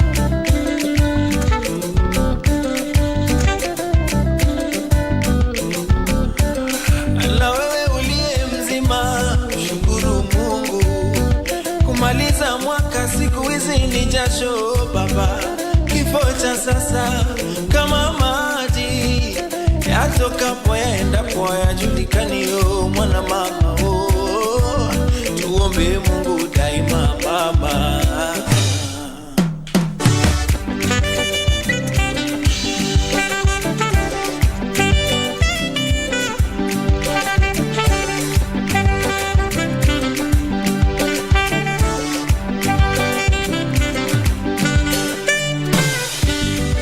Miaka enda mbio mwana mama, siku zenda mbio, twende wapi? Miaka enda mbio mama, siku zenda mbio mwana mama, miaka enda mbio mama, siku zenda mbio mwana mama, usile kumaliza mwana mama, kwani kesho kutwa siku miaka enda mbio mama, siku zenda mbio mwana mama, miaka enda mbio mama, siku zenda mbio mwana mama, usile kumaliza mwana baba, weka kidogo ya sikukuu, miaka enda mbio mama, siku zenda mbio mwana mama, miaka enda mbio mama, siku zenda mbio mwana mama.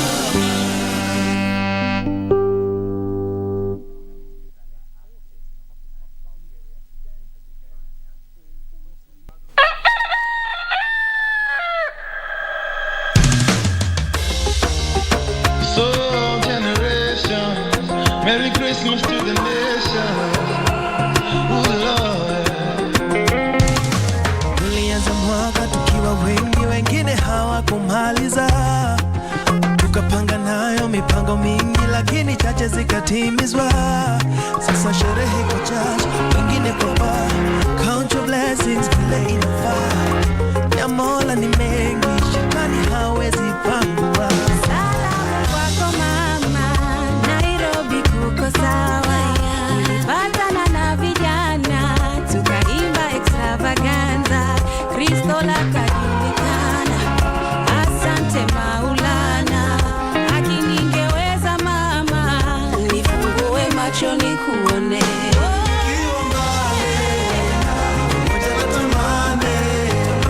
Sijui nitafanyeje, Christmas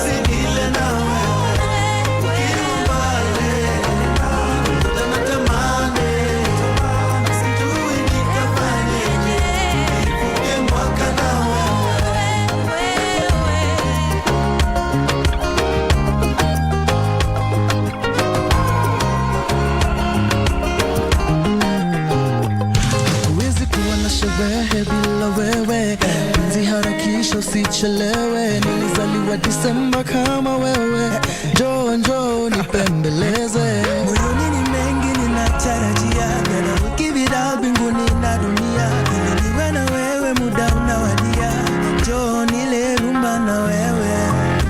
Timing imeharibiwa na kazi, na sijui nitafanyaje. Nichome moja na wewe, niko grind na nimekushikia zawadi, yani sijui nitafikaje. Welcome back to the program. This is still Good Morning Kenya. Entertainment Thursday is what we are having for you this Thursday morning. Na tunaendelea na the conversations in studio, you know, this Thursday morning. We now want to shift just from music to something a bit different. I'm so sure we are all familiar with the person that is Paddy, David Omondi, aka Paddy. I even got your ID names. Serious? When mzuru. What up is your boy Paddy huko ndani ya chumbani yake. Paddy chize na moto leo hii ku KBC. Ukali. Well done. Now matches Titorin. Toka hapa. Najua na feel attacked because I'm actually from that part of the country. Why? Na feel kama ni attack. Boy ndum. Iko. Thank you. All right. I just want us to get to this conversation. Tutakuja kwa knowing Paddy a bit tukimalizia, but let's focus on this peace sprint. I mean, it's the election period, the election season. Tunaona watu wengi wakikuja, particularly kwanza artists, just trying to preach the message of peace. No one wants us to go back to where we were 2007, 2008. Na pia ukiona watu wengi wanaongea about peace is the fact that we don't want to go back to where we were.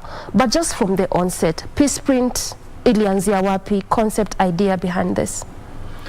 Peace sprint ni kitu tu sisi wote tuko familia nayo. We all want peace. We've all experienced peace, and we've all also experienced the opposite of it. Yeah. So siwezi nikasema I invented peace. Clearly but there's this lady mwenye namtambua sana. She's called Doreen tu kama wewe. I don't know what's with the Doreens. Na Amani. Tunapenda Amani. Yes. Doreen called me, alikuwa nataka niende nika MC kwa an event yenye alikuwa na they had a launch. And tukiongea we were like, I think we can do better than just a one day thing. We can do zaidi ya this, so why can't we just do peace? And instead of just us just talking about peace, let's have something to symbolize kabisa yenye itakuwa patched kwa akili ya watu kila mahali penye watu wanaenda. And we thought about us walking, and we were like we want to do a peace walk. And the meaning of peace sprint inamaanisha pali popote penye natoka, kila mtu toka kule anatoka kama ameacha kama kuko peaceful. Yeah. Na ukienda huko kwingine wacha pia kukiwa peaceful, kukiwa na peace, kukiwa na amani. So that means nyayo yako kule unatoka kama ni white, fika hapo wacha kama pia ni white. You understand? That's the meaning of peace print. Because most of us, you see, sisi uchochwa. Hakuna mtu mwenye ikifika time election, trust you me, peace uharibika just out of kuchochwa. Hapo tu ndio all of a sudden we now realize we are coming from different tribes. That's the thing. And all these people utapata mtu ametoka kama ametandika kitanda yake, ameacha pilo 7, 8. Anajua vizuri he or she is coming back kulala kwa hiyo kitanda. Understand? Yeah. Lakini nakuja kwako na anaacha kama ameacha kama umechoma kwa mwenzako, mwingine anakuja anachoma kwako. Yeye anaenda atalala vizuri. You understand? So that's the meaning. It's not just about mwananchi wa kawaida. We're talking about peace. About peace to the politicians, to our religious leaders. We are talking about peace pia kwa the NGOs, my companies, because all of us tutakuwa affected. Sio tu ati ghettos peke yake vile watu wanafikiria. All of us tutakuwa affected. That's the thing. All right. So basically, I mean, just borrowing from what unasema, clearly it is just message of peace across board. So pia ukiangalia from the fact that you wanted to do this, is it also simply because of what happened in this country back then, and we are just few months to the elections, and you feel the need of, by the way, given my position even in society, because you're influential, you know, in your capacity. So looking at that, is it part of also what informed you, like, given my position, let me go out there. Let me use my status to preach this message of peace. Doreen, I want to tell you something. Before even meeting Doreen, nilikuwa approached. Sikuwahi kujua kwamba mtu anaweza nataka niingie kwa position ya politician wote kwa hii country. Unakuja tu na comedy. Yes. And people, kuna watu walikatu mahali wakaangalia wakasema, oh, this guy akona following hii kiwango, akona this amount of influence, na watu fulani hivi wakona yeye. I think this guy ana fit kukuwa candidate wa hii area. People came to me and people are offering good money for to me vie for MCA. Oh wow. Yes, I'm telling you that. And for me, nili feel sio kwa ubaya. It's not just about money, but si nachukia politics ama nachukia mwanasiasa, but it's not my thing. I think I can lead better from a genuine position, from a genuine point. Why? That's like from a neutral. Yes. After election, the previous yenye kulikuwa na post-election violence, I was actually affected. Okay. In the indirect, I had my guardian, mwenye alikuwa my uncle, alikuwa na travel to Kisumu, and alikuwa na lazima pitie Nakuru, alikuwa anatumia this vans, these are Nissans. Yeah. Walishukishwa na gari yenye ilikuwa mbele yao, watu walikuwa wanakuwa chopped, wengine wanauliwa. You understand? I don't like kwamba naongelea vitu kama hizi, but ni reality. That's what happened. It happened. Yeah. It happened. And ningemlose, inamaanisha pia singekuwa na guardian, and by then, but ndio nilikuwa nimemaliza tu high school. And bado nilikuwa young huku nje. Asiye hiyo peke yake, I had a number of people wenye nili happen kukua kwa an NGO yenye ilikuwa inaongelea about hizo mambo za post election violence. After I saw watu wenye walikuwa raped, watu wenye walibuliwa, wengine walikuwa na very very deep scars, all the way to mpaka akili and emotionally. And this with your naked eyes. I saw it, and actually not just seeing it, I felt it. I felt it. Na inani mpaka saa hizi. It's funny, Doreen, kwamba we have a number of people in this country when are very influential, very influential. Kwa YouTube, I'm lucky, and not just lucky, kwamba niko na 250,000+ of followers. TikTok, the same. Instagram, hivo. But I see a lot of people when are high influence, and I don't see these people talking about peace. I don't see these people trying kuongelesha mwanasiasa direct. I don't see these people hata wakiongelesha Mkenya direct. I see people coming, sio kwa ubaya, hata hapa utagundua ever since hii joto election ianze, I can bet I'm the first person kukuja hapa kama msanii kuongea peace. Peace, yes. Other things, not quite, but peace, yes. Yes. I don't know why. And reason why we're doing this, it's not about me. It's not about me. I'm a very simple guy. But influence yenye naweza nikakuwa nayo, if I can talk to up to 1 million people na wakubali, na just the jokes, the comedies yenye nafanya, I think if I can speak out roho yangu in terms of peace na kila kitu, I think this is the right time. I'm calling upon all the artists, all these big companies. We have companies kama gani? For instance, a company kama EPZ. Kukikuwa na noma, you can imagine thousands and thousands of people when wanafanya kazi pale. Companies kama kina Bidco, ideally jobs will be lost. Understand? Yes, after these matatus, there kina Ubers and whatever, watu wote, kila mtu atakuwa affected. Our kids will be affected. Elections zinafanyika katikati, kuna ka break, alafu ndio watoto wanarudi shule, na hata kama kuna break, watoto wetu wako manyumbani. Understand? A lot inafanyika. Okay, so clearly it's important to have peace in that respect and even beyond. Very. Now, umeongelea kuhusu wasanii, and since it's Entertainment Thursday, let's just stick there a bit. Na tunasemanga art, usanii ama usanii ni kioo cha jamii. Yes. You know, na pia tuna understand the kind of influence that artists have, and you've talked about the fact that maybe you could have been the first one here sitting on this set that is talking about peace even as you gear up towards election. But looking at the kind of influence that artists have, and you are one among them, why would you, in your perspective, what would you say is the fact that maybe they do not go out there to talk about peace? Because again, tuna wengine wakikuwa approached wanaimba mpaka kwa rallies, you know, wanatunga nyimbo. Yes. But hii aspect ingine which is really very much important, we don't really see so much of that. Let me tell you, Doreen, we all know ukiona barabara ni kubwa alafu kingine kembamba, unapitia gani? What hiyo ndogo? What hiyo ndogo? Everybody's going. Saizi nakwambia hakuna MCA wowote, hata wenye sasa mingi kwa independent wako na kangoma Kenya wametungiwa. Msanii kuna amekaa tu akani wameconcentrate on these people. Sawa. We are suffering, but we can suffer zaidi kama kuna man. It will be worse. You understand? And another thing is, kuna kale ka life Kenya msanii amejiweka. Unapata sometimes hata uwezi maintain mpaka unaangalia zile za wacha niingie kwa hii siasa. Truth be told ni kwamba at some point unapata we don't have that what wako na hiyo power ya love than the love than the what wako na love ya power than the power of love.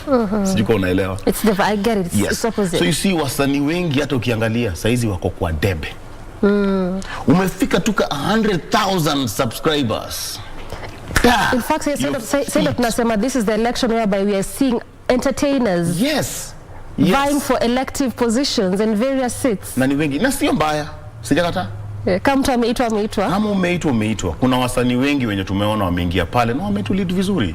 Usanii haimaanishi kwamba sasa uwezi lead, uwezi kuwa mbunge mzuri, ama uwezi kuwa MC mzuri, ama uwezi kuwa president mzuri. We've seen kuna presidents wengi. For information, do you know hata president wa Ukraine at some point alikuwa stand-up comedian? That's the thing. So it doesn't mean kwamba you can't lead. You can lead.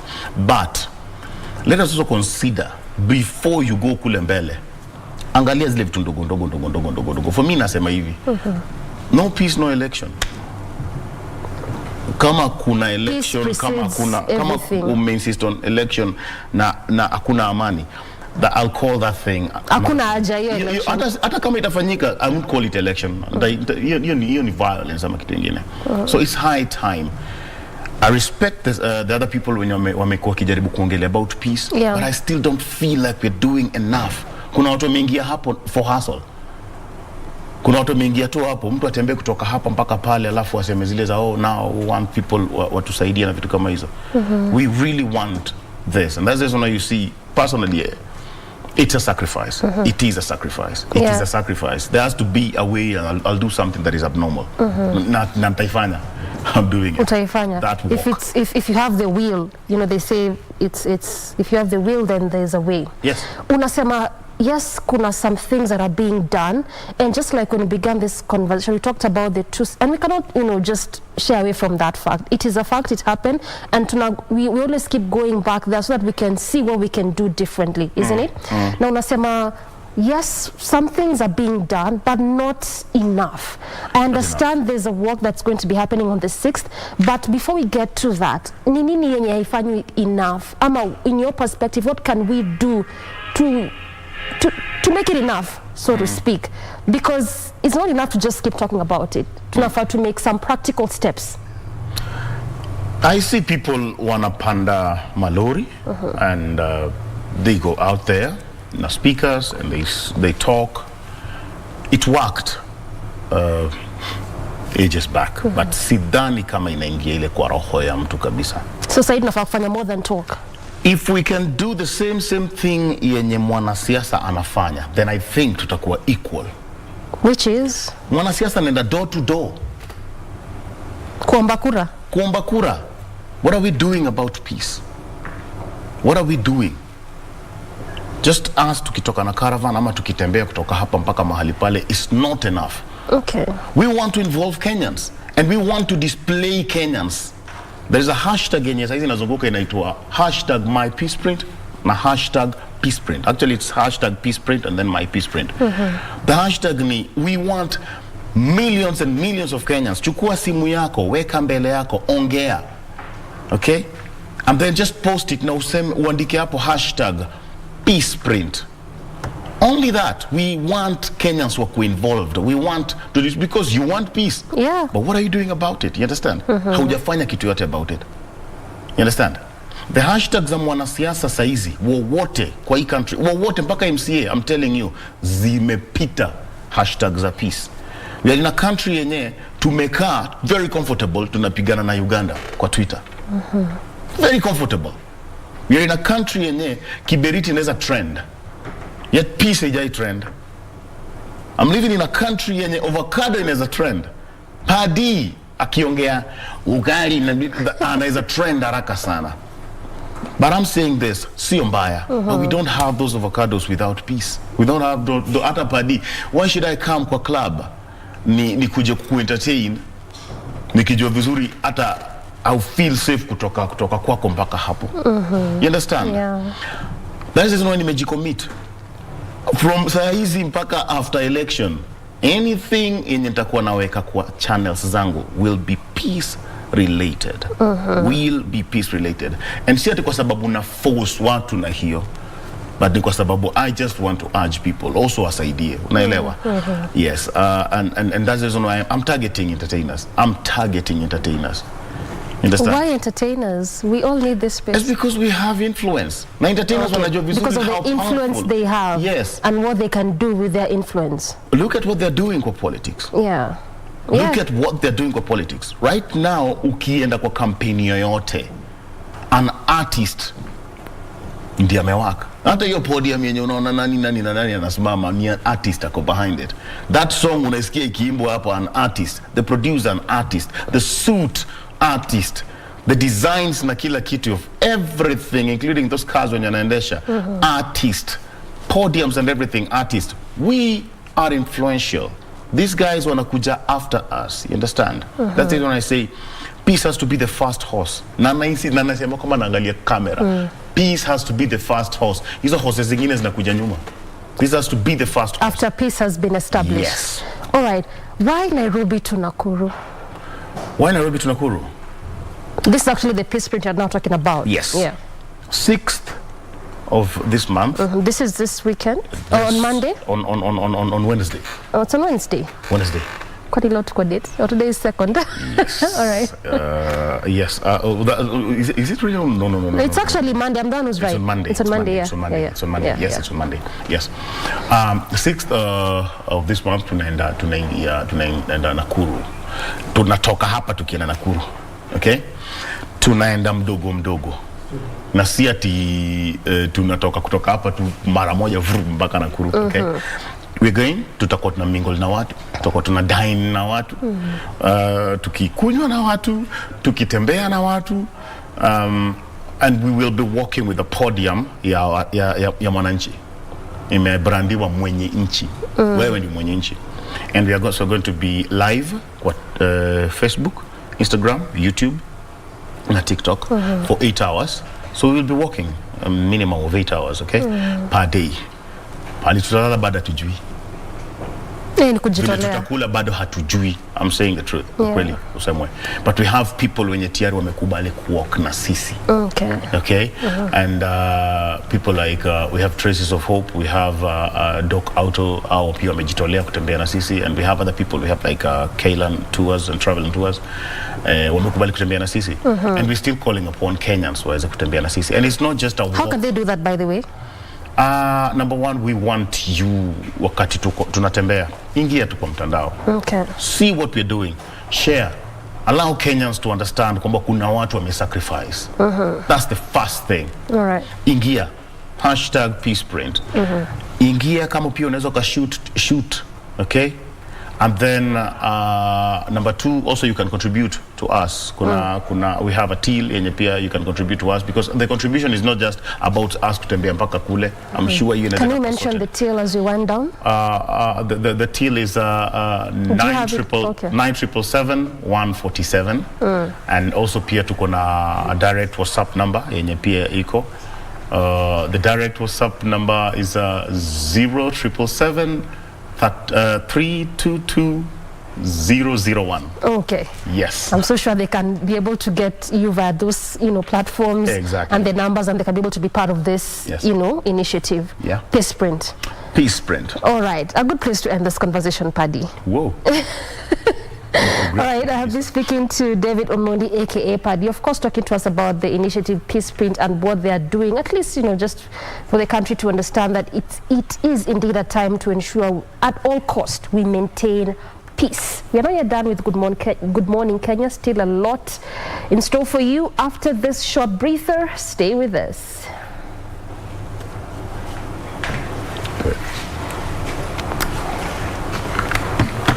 Good.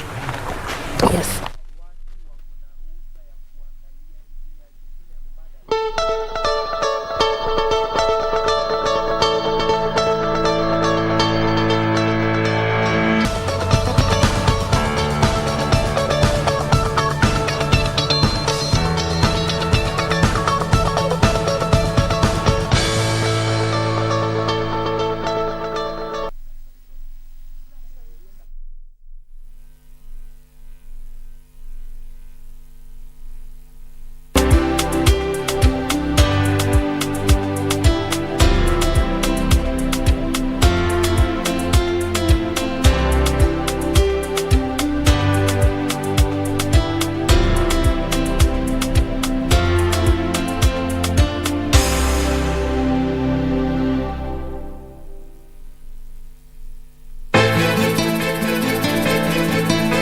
Ukumbuke mimi ni mamako, nakupenda na nakujali. Hivi vitu vimeletwa hapa na Kate, na mimi nikamrudisha navyo. Nikwambia mara ngapi kwamba mimi si mtoto mdogo tena.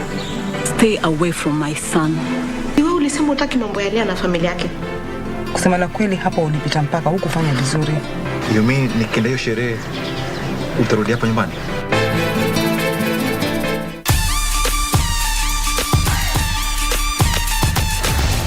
From Japan to Philadelphia, the fire rises. Oh, come on! Contra from behind! Preventing Los Parks from enjoying this. Yeah, let's go. Contra in control. Los Parks. I mean, you ring with David Boy Smith Jr. and the rest is history. You competed with that injured shoulder. The shoulder was popped out of the socket. Oh! Certainly, it made the finals, but LA Park. Eagle de LA Park. Tonight,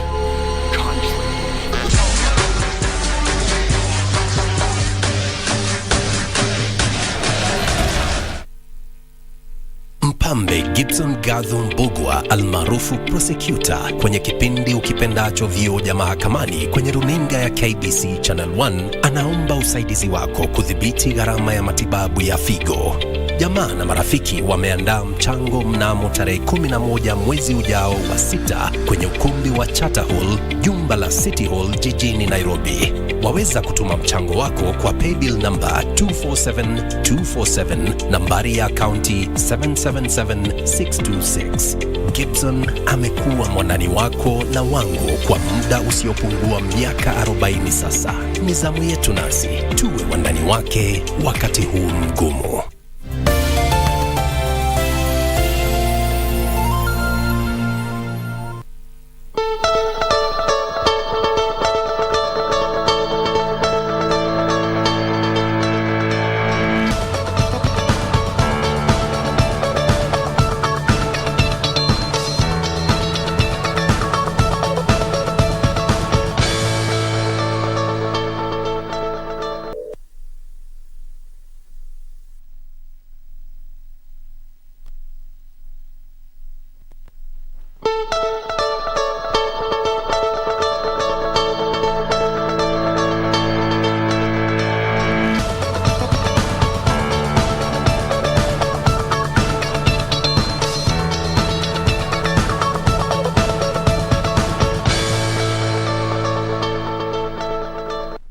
Welcome back to Good Morning Kenya. Just before we begin the next interview, I want to educate you some of the vocabulary we're going to be using.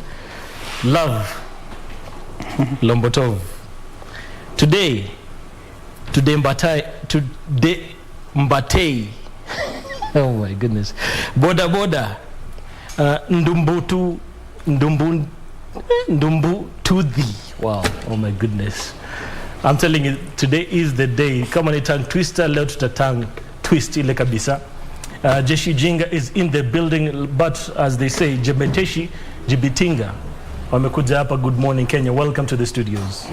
Kweli. So swali ya leo tunataka kuuliza, is Sheng taking over the music industry in Kenya? Tutaanza na unaonaje? Tunaweza sema tu Sheng has been taking over the music industry in Kenya. Yeah. For a while since Gigetoni boom, Sheng will take over. Watu walianza kuadopt nini Sheng into their music, wenye wako na adopt hadi watu wa Costo wakaanza kuimba. Si hadi masauti ulisikia kuna ngoma yake pia alimbaga na Sheng kidogo. Hadi watu wa Costo kidogo wanaanza kuimba pia na vitu za Sheng kidogo. So Sheng ina take over. Lakini sasa this is a new creation yenye imebakiwa Kayombo Tole. Ya Kayombo Tole, yeah. Hapo na ukoramba tada. Nimeramba tada hapo. Yeah. Safi kabisa. I'm trying my best. Yeah. So ilibatiwa Kayole. Na ni nini ilifanya ikakuwa muhimu kuleta this new variant of Sheng? Shembeteng. So Shembeteng tukiwa hapa na Akamba Tasha na a few of our associates wa Jeshi Jinga. So the time Gengeton ilikuwa na boom, kulikuwa na question yenye mafans walikuwa wanateta sana about content yenye iko hapo, explicit content, una get. So wase tuseme watu hiyo je tulikampia hatuna ile breaks, so tulikuwa tunasema everything na anything. So Shembeteng creation yake ilikuwa gani kuficha hizo words, una get. Juu pia at the end of the day venye wanasemanga pia si wasanii ni kioo jamii, so tukificha hizo words at least watu wataweza kubambika na flow. Na pia at the end of the day Shembeteng ilikuwa kuficha words na at the same time itengeneze good tonation kwa beat, una get. So Shembeteng ndio hivyo ndio venye ilibathiwa, bathi yake ilikuwa gani ya ku hide words. Kwa hivyo in other words ni kama mmekuja mkasave Gengeton. Kama unaona aje naweza sema kama tumekumba tuja kusema Tev Gengeton. Buda. Tupeleke Mosmos. Sasa unajua venye nimezoea kuongea hivyo. Yaani ishakuwa second nature. Nakumbuka kuna time nilicheki mkibonga mkasema kuna master code mshei master. Na hata after hii kuna ingine master code yani in short Kenya hadi ni Akasha alikuwa anasema tena Kenya alikuwa anasema ni since tumewapea Shembeteng sisi tutabaki na get juu si tuko tumezoea si ndio tunaongea Shembeteng tunaimba na hiyo Shembeteng tunaramba taba unajua so tuko tunaficha hizo words na Shembeteng vitu kama hizo so tukiwapatia pia si tutabaki ni kaa tuna kitu tena so at the end of the day tunahitaji master code so ndio master code hapo Shembetije gamba taji. Lakini Kenya inanibamba na Jembeteshi Jibitinga ni vile hii Shembeteng umepatia watu seti mmeficha ni free ya kila mse hadi mna provide vocabulary true hadi dictionary inaweza kamba tam wataicheki wataitoa baba ina kamba tam tutaipokea wewe sina kamba tam si ati ni rahisi kuiandika lakini ina kamba I can imagine lakini watu wakiwa hata tukisema hiyo Jeshi Jinga si ati watu waichukulie vile iko hiyo jina hiyo jina yake ni sijui na ngoso wataitaje lakini hiyo jina Jeshi ni tuseme watu kuungana pamoja, unaelewa. Jeshi watu ungana kimoja, unaelewa. So venye home sisi utulia kama youths, unaelewa, ma boys ma dames. Sasa hiyo ni jeshi. Sasa jinga si ya Kiswahili sanifu, ati jinga ya ujinga, hiyo upungufu wa kukua mwerevu kitu kama hiyo. So jinga kwetu ni ukiwa home sheng sasa yetu jinga ni kave nimeingia na una hiyo watch yako hivyo naweza kwambia niko na watch jinga so get utabidi umeonyesha plug wako ni pia mi watch jinga so jinga ni kama kusema kitu iko stupid fresh sasa hivyo sasa ama ngori in short iko ngori ni mbaya sangongotori jeshi jinga jembeteshi jinga na vile ume describe ni kama jeshi iko na mbogi kadhaa ndani sasa ni makruju sisi si tuna support giwase. So tuko na wase wa different arts, unaelewa. Sasa tupenda kujeka kwa box ati we are only artists. So tuko na watu wa different arts, pia different artists, pia musically, yani tuna support everybody from every field wenye tuna feel tuko na potential na wenye wanaingiana na fields zenye tunaingiana nazo, tuseme hivyo. So tunawasaidia. So hence the word jeshi. Si wote ni jeshi. Si come to jembe teshi jembe tinga. So si wita mtu wewe ni mjembe teshi. Kwa hivyo for instance, mimi nikitaka kujoin jembe teshi, wewe tayari wewe ni mjembe teshi. Huwezi taka kujoin. Unakuwa tu mjembe teshi. Si unabonga shembe teng. Unapenda shembe teng. Napenda shembe teng. Ndio hiyo. Wewe ni mjembe teshi. Nairambatada. Unarambatada, unataka kuijumbu tu. Imbiti hivyo tu. Na Kasha umetulia sana buda. Mimi ni mbiti iko tu. Umbiti. Mimi nakuaga tu hivyo nimetulia. Najua umenicheki hapo kwa YouTube saa. Mimi napenda tu ngoma mirista hivyo saa hapo ndo nije express sana. Baadhi hata kabla tuende mbali unajua wasibaka tu wanaona ni kama na waste time. Wanataka kusikia kasampuli ya shembeteng kabla tuendelee.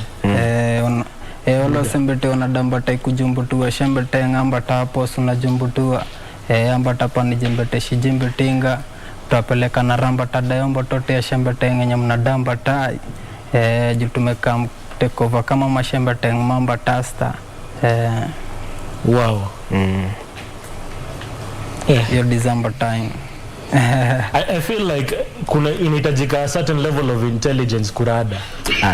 Kinaendelea hapo leo. Sasa unaskimbetia siati wezi hitaji intelligent. Unaweza tulia tu, unajua ukitulia hadi na sisi unaweza radaisha. Siati ni kitu lazima tukufundisha. Unaelewa? Unaweza adapt tu venye tu kikaa. So unajua unaweza ndadi coast upate pia umepata hiyo accent ya kikost. Hiyo design. So hadi kutulia na sisi hatuhitaji ati kukufundisha, unaweza jua tu. Unaweza tusikia venye tunaongea alafu unaweza saa adapt kukaa na unaanza kusample kidogo.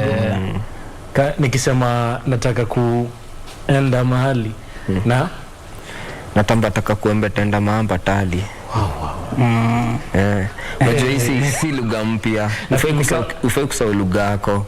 Hii ni tuseme ni kangu unavalisha kwa lugha yako. Nilisikia ukisema si lazima ati kuni swap peke yake, unaweza mix na hadi ngoso, una get. Hakuna yani hadi kichingchong, ni vile hatujui hizo malugha zingine. Kichingchong, kichingchong botong, una get sasa. Kichingchong botong. Hadi kichingchong botong, hadi kijama ni hivi unaelewa, chama mbatan. Lumbutuga yombo tote inaweza ingiana nayo hadi ngoso, una get. Acha tupige a quick background kabla tuendelee. For instance, wewe aquatic. Degree in aquatic? Na mimi research ni lazima nikupige research buda. Iliendaje from kukuwa na degree in aquatic science to shembeteng master? Sasa tuseme tu unajua mimi tuseme pande na education na music hizo ni tuseme ni tofauti. Education ni kitu yenye tulikia na system to do. Alafu music ni kitu iko ndani yako tuseme hivyo. So education nilido na si ati ni kitu bado tuseme tu ndai pursue in the future. Si ati nimeitoka. Si ati umeitoka. Ni vile tu pia music unajua jani na come venye na come. So music ili come through. So venye music ili come through pia during that duration. Nimekuwa tukimbaga for masaa mengi sana ama time mingi ya life yetu. So lakini during hiyo time ya kutoka chuo, during hiyo transition ya chuo transition ya chuo na music, kumbe ndio penye hiyo gengeton ndio ilikuwa ina boom. Umeget. So through that ndio ili bring your question ya kupenya. So tuliave kukaa chini tuka brainstorm sana, tukajua hapa kuna venye tunahitaji tunafaa ku break through hii kitu juu tulikuwa tuna bring numbers zetu zilikuwa zina come through na si juu ya talent ama juu ya content. So tulihave ku come up na something new juu sunarada wale watu wote wenye wamemeki tu na vitu mpya. So tulihave ku brainstorm, ilikuwa ni kitu genje. So tulihave kukaa for very mlikalia down sana. So tulikuwa hadi na home studio. So tulihave ku practice sana. So ilianza through songs. So through songs, kutoka kwa songs communication ikaanza ku efficient. Ikakuwa by the kumbe tunajipata ile involuntary, kumbe tunaongea gadi lugha. So shembeteng ikatushika. So si ngumu hadi wala sasa kuna wase naona wakicritic wanasema ni ufala au itawasaidiaje, lakini sasa hata nasikia hata politicians wanabonga Shembeteng. Itawashika wote, tunasema ni hata hivyo kulikuwa na full page story kwa magazeti ya Shembeteng, about Shembeteng. Mlikuwa mna-expect success? Atuseme bado isi success. Tuseme tu ni jani inaanza. Tuione, si tunaiona hivyo. Jani bado ndio inaanza. Juu kuna wasema tuliza ndio ina come through aje vitu kaa hizo. So tuseme si tunaiona kama ni jani inaanza. Hiyo ndio tunataka tujue tutamonetize. Juu tunataka ifike kitu kwanza, si usemaga ni Shembeteng to the world. Tunataka ifike global kiasi. Hata ishike East Africa pia. Unaniget? Tanzania washikike kidogo hiyo Kiswahili yao pia. Watu wa mtaani pia si ati tuna corrupt nini ile language yote wamekuwa kibonga. Ni tuna come up na simpler code yenye watu wanaweza kuwa make life iko tu easy kiasi. Hata nikuulize swali kabla to conclude. Now Shembeteng ilikam kwa sababu content vile ulisema. Conversation ikianza mtu anasema maybe hata ukificha bado unasema hizo maneno. Utasemaje? Aje sasa sikusikia. Sasa tuseme bado si zile maneno zinasemekana bado kwa Shembeteng. Mtu aseme bado ni content kuna vile ni dati. So mimi naweza ku-explain ya design. Juu ukitry kuingilia ndani ya Shembeteng yetu ni story unapata tumetumia vitu za chuo. Si ati ni vitu tumegeza. Unapata hapo kuna vowels, kuna conjunctions zenye tumetumia hapo kwa katikati ya Shembeteng yetu. So unapata mtu mdogo so lazima afikie hapo penye anasoma vitu hizo, lazima yani akuwe amesoma kiasi ndio atry kuenda kutengeneza words kama hizo sasa na azishike. So at least hii lugha yetu at least hata kwa toi ita take time before anze kushika kidogo, so lazima wa grow up kiasi na by the time ina kutoka na ingine master code but some master code ni genje hiyo, saa lazima ukuwe tu unafikiria sana. Itataka mtu at least ako sharp juu mtu ajue Shembeteng azishika master code. So lazima master code ako anaweza kuelewa. Tufanye hivi hata tufanye ka exercise. Unatoka home unataka kubonga Shembeteng. Vizumbuturi. Tutaongea Mbetea. Shembeteng ni Mbetea tu sio Mbetea. Na karibia. So master code ni gani? Hebu tueleze. For instance umesema kuna zile rules za Shembeteng lazima ufuatilie. So mimi naweza kushotuka unasikia tunajiita Jembeteshi Jembetinga. So na master code tunasema ni Shimbitije ni gamba taji. Shimbitije ni gamba taji. Ni gamba taji. What does that mean? Jeshi ni jinga. Sinisema jeshi ni jinga inamaanisha Jembeteshi Jembetinga. Jembeteshi Jembetinga inamaanisha Shimbitije gamba taji. Umeelewa? So hiyo ni master code. So mwenye anajua jeshi jinga hivyo. Hadi hii ni kitu uliona kwa gazo ma linguist walijaribu kuichanganua. Decipher. Si ati ni kitu unajua watu wanaona ni kitu ujinga. Hii ni kitu imepitia fiti. Hizo matamsa za lugha zenye msemo mwenye ako form 1 saizi mwenye huenda form 1. The first topic atasoma ni Kiswahili. Atafunzwa venye ulimi sauti zinatoka kwa ulimi. Unaget? So hizo vitu zote ni tumeziapply hapo. Si ati ni kitu tumeanza kuenda vitu zetu tumekaa watu wanasema sijui watu ni so you know the funny thing kwa sababu ni kitu mmekalia kabisa. That's why inawashika. Funny thing wana hate ni inawashika. Sawa juu inawashikani kama juu wanabaki wajui lakini ni vile ni kitu yani kisikiza ukibonga for instance okay just for freestyle hivi. Hata si uzi freestyle for the rest of the interview. Bonga Shembeteng I'll try to decipher yani kama nakuelewa. Mr. Dhubutu haina shida ndaongea Mbetea. Msamba ndaongea Mbetea lumbu tugaembe tetu na jumbu tutaskimbitia kila kimbitu na sembe tema. Jusi ngumbu tu nilumbu tugatumia yandimbi tike kwa fimbi titi imbitize bora unai rambatada. Sasa unaona kwa rambatada rada kuimbiti hivyo tu. Kuskimbiti unaweza skimbitia. Hata ndio nimekushombo toto ukikaa na simbiti si tu kiambata si unaweza ijumbo tu. Sasa tuko na mse tuko na mamba tasta Sasa sisi tuko na accounts za Timbi TikTok. So hizo Akamba accounts zetu watu wanaweza fombo tolo. So through those Akamba accounts tunaweza ingembe page. Umegembe tatu. So tunaweza ingembe page unatulimbitiza maswamba tali ama unaweza fuatilimbiti ya vimbiti dio zembe tetu tukibombo tonga shembe teng. I think the people back at home also want a short break after this interview. Thank you so much, Jimbiteshi Jibitinga, for coming through and teaching us this new Shembeteng.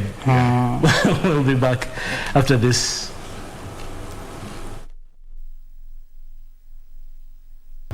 Well, hii studio imewaka na hiyo mashembeteng now. Nonetheless, let's just go back to to us. Let's go back to what you understand. Anyway, time for our last conversation this Thursday morning on Matters Entertainment, and we now want to shift our focus to film. Yes, the film industry is what we want to have a conversation around, and Emily Achieng is my guest. Hi. Hi, how are you? I'm good, how are you doing? I'm very, very fine. Is your mind still intact? Yeah. You can have this conversation. Of course, yes. I'm an artist, but I'm trying to shembe toto. All right, we wish you all the best with your new linguistic language. Wamesema sio lazima, and it's nothing to do with age, so just relax. Anyway, tumesha accept. Yes. All right, so let's now come back to film. Yes. And talk about the film industry. And before we get to all, just try to understand where we are, what you're doing. Yes. Let's start with Tipo. Premiered last week? No. It hasn't? Tomorrow day. So we are still on track? I'm telling you. It's gonna be inaitwanga hotter. Just a day 2. Just a day 2 hours. Actually, it's hours. Oh, yeah, it is. Not like a full day, just some few hours to the premiere. Yes. And we love films. I mean, if you're someone who loves films, then you understand what we're talking about. Nakwambia. First, you have to pronounce my name right. Emily Elizabeth Achieng. And you are to na highlights. What is that? What is that all about? I felt like you didn't pronounce Achieng right. How am I supposed to do it? Emily Elizabeth Achieng. Yes. Achieng. Hapo ndio kuna sukari hapo kwa Achieng. Yes. This is actually a Luo film, by the way. Of course. Tell us more. Tipo is a film done in Luo, but it's not a Luo story. It's all of our story because everyone can connect to Tipo. Despite your ethnic background, this is something that it's not even, we cannot even say that Tipo is a Kenyan story. No. It's something that is now happening in the world. Yes. You know, we are a generation of beautiful smiles with depression. Yeah. So Tipo with a is lot going on. Exactly, but we are very, very lively. Yeah. Yes. They're just living through it, surviving. Yeah, but now, again, we need to find solutions. This thing didn't start with us. We need to stop being happy people on pictures and sad in real life. Let's try and make it the other way around. Let's make ourselves happy and even have sad pictures, it's fine. Yes. And no judge. No, I mean, you don't need to be judgy. I mean, so someone who wants to judge you will judge whether you give them something to judge or not. Okay. Yes, so just be you, do you, whatever makes you happy, whatever you can. I'm one person that if I stretch like this and I can't do it, sweetheart, my hands will be back because I can't do it at the moment. Yeah, more like me, as in what's beyond your control. I mean, even if you go to heaven and come back, it's beyond your control. Exactly. So there's nothing you can do about it. No, I can't do it.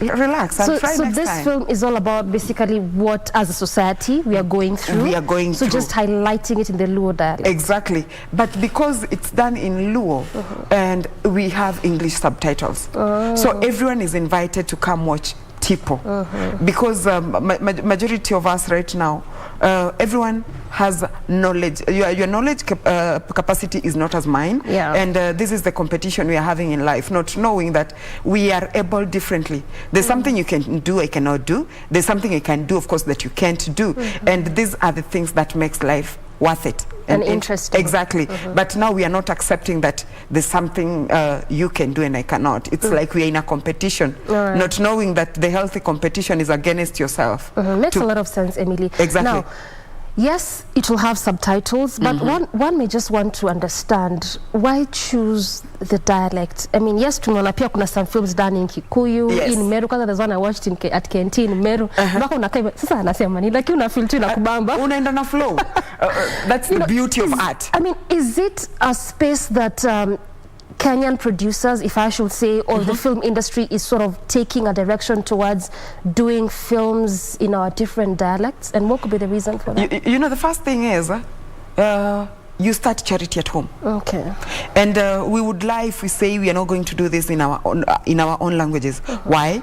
Every country is doing that. Even the countries that are, let's talk even of Nigeria. South Africa is so big on that, by the way. Nigeria the same, Ghana the same, and right now even Uganda, our neighbors, the same. So at the end of it, why are we conceiving what we can't? And at the end of the day, me, I believe as an artist, we are killing the tribalism. We are not killing our ethnic backgrounds. And at the end of the day, who are our targets? We want to communicate to our parents back at home, to our siblings back at home, and we want to communicate to you. That is why we are doing it in our dialect, but still having subtitles for you.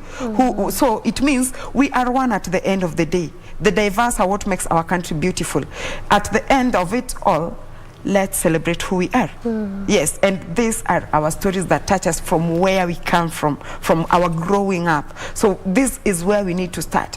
Why should I watch Nigeria Yoruba language that I don't understand, yet I can connect to Kikuyu where I'll get to. You can pick a I can connect, you know. So for me, I'm one person that watches everything local. Whether I understand it or not, as long as I get the storyline, twende tukiendaga. And actually, by the I've noticed that. I mean, it's like when you look at this series, it's Kina. It's done in the, actually, it's an adapted TV series, script, which is from South Africa, The River. Exactly. And you realize good number of people that love film, they've watched The River with that South African. Yes. Nambaka wamelewa story. Now when they're watching Kina, they're just like, oh, now in a relate. And then they're like, sasa hii ni yetu. This one is now ours. Yeah. So that ownership, you know, because let me tell you, this is one industry that is always underrated. Film and entertainment industry is overrated, is underrated in our country. And that is why when we want to do something, you hear them bringing an artist from somewhere else and you're like, wait, why did you do that? Kid Fest. When you have Kid Fest, you unaonanga tu artists from different parts of the even African continent. Then Wakenya wako sasa huku mwisho. Why do you do that? Why? Yes. Why? And you're like, this is one industry that creates employment. Even right now, without the support that we need, it has created employment. How? We have actors doing set books. Are they not employed? They get something at the end of the day. We have screen actors, and then we have set books. We have everyone in this industry. We have, and at the end of the day, this is one industry that ikikuwa managed vizuri from the government level coming down to our CMOs. This is one serious industry that can create jobs. You get what I'm saying? Like when Mr. President during COVID-19 said he's giving the industry 100 million, we were looking at least someone sees what we can do. And from there, that's when now all the content creators came out. Right now, everyone is trying to create a content. Everyone is trying to move out of the comfort zone. What we need is support. Come watch Tipo. Come criticize my characters, Pamela. Tell me, I loved the way you did this. I didn't like the way you did this. And I'll be like, my next project, I want to make it even better because I know you have my back. But when mnashinda hapo, people are saying, oh, wasanii wakiwa juu, oh, wasanii. Let me tell you, it is hard in all sectors. And even ours is not easy. Actually, ours is worse because when you see us there, you expect us to have millions that we don't have. Exactly. We are telling your stories. We are telling our stories. I support mtu wa mjengo. Pia ya kuja ni support. Pia mi ni support engineer, ni support technician. Tuko sote Kenya. I mean, the fight is against poverty. It's not against exactly. Or an industry or wasanii. Let's stick there a bit on criticism. And I just want to get your broader perspective on this. Yes. Tunasemanga criticism is good and we need to be able to decipher between positive criticism and when someone is just choosing to criticize. Yes. And when you look at good number of this criticism or when someone criticizes, inakwanga always comparison. True. And I'm not so sure if that's a good form of criticism. Like they would say, unajua, South Africans do this or Nigerians do this, and then Kenyans, they will say something like, your script or your creativity is not as to par, and that's why we don't watch this. Take a case in point. It got to a point even in the Kenyan media between 10 and 12. Yes. Ungeenda kwa all stations. Nigerian content. But let me tulikuwa wapi to create our own content. We have been here. And let me tell you this one, ata sita mix words zangu. Kenyan actors are the best. even in the world we are the best because we are real. Unasikia? Ukiniambia ati you want to compare, let's say right now ati unataka kuniambia Tokodi na Mike Ike wa Nigeria, I'll choose Tokodi every time. Why? We are authentic. You can imagine we are doing this much without much support. Sahi imefika to an extent unaangalia adverts unashindwa. What are they talking about? They go get someone else, they'll give millions. They want a Kenyan actor to do an advert, they're talking of 70,000. How? Are you even motivating us? And sometimes for free. Yeah, no, not for free. Unalipwa na asante. And then they expect you to live the same. Ndio hizo. Sema ni unalipwa na Yesu. And then they expect you to still be this. Exactly. Then another thing, you want an actor on set. You want to pay them peanuts. It means they'll go for even 4-5 gigs for them to meet their ends meet. Inamaanisha huyu actor hata deliver, ataangalia nalipwa wapi poa. Hii ndio sababu the actor atakupatia what we call handy on set. You want to pay them 5,000 per episode. What is that? And you want them there full time. And then you don't want them to be depressed. You still want them to deliver. It's like acting on Tipo. If you are mentally unstable, you will not deliver. Because Tipo is one script that was getting you out of the box. Tipo is one, you know, most of the time people say, let me have my lines. For Tipo, you are like, let me work on my actions. Because Tipo is emotional, draining than verbally. Yeah, so it means it goes back to your emotions, to your mental stability before you can deliver for Tipo. And that is why I just say, let's treat our actors as stars that we want them to be. And I think that's largely what art is all about. It's emotions. I mean, exactly. Lines, anyone can read lines. Yeah, that's why we love it when they come in and say, me, I am pretty, nipatie hizo lines, I can deliver. Then you say, lines, shika lines. Alafu unapea mtu lines.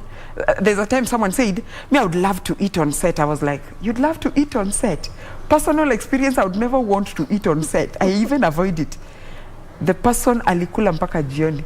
Kwanza director akapo, you did not, your wide was not like that. So you're like, how did I eat in my wide? Can I say it? You look at it, then unakaa ukijiambia, usanii ni kazi. Yeah, so this thing is just beyond reading. No.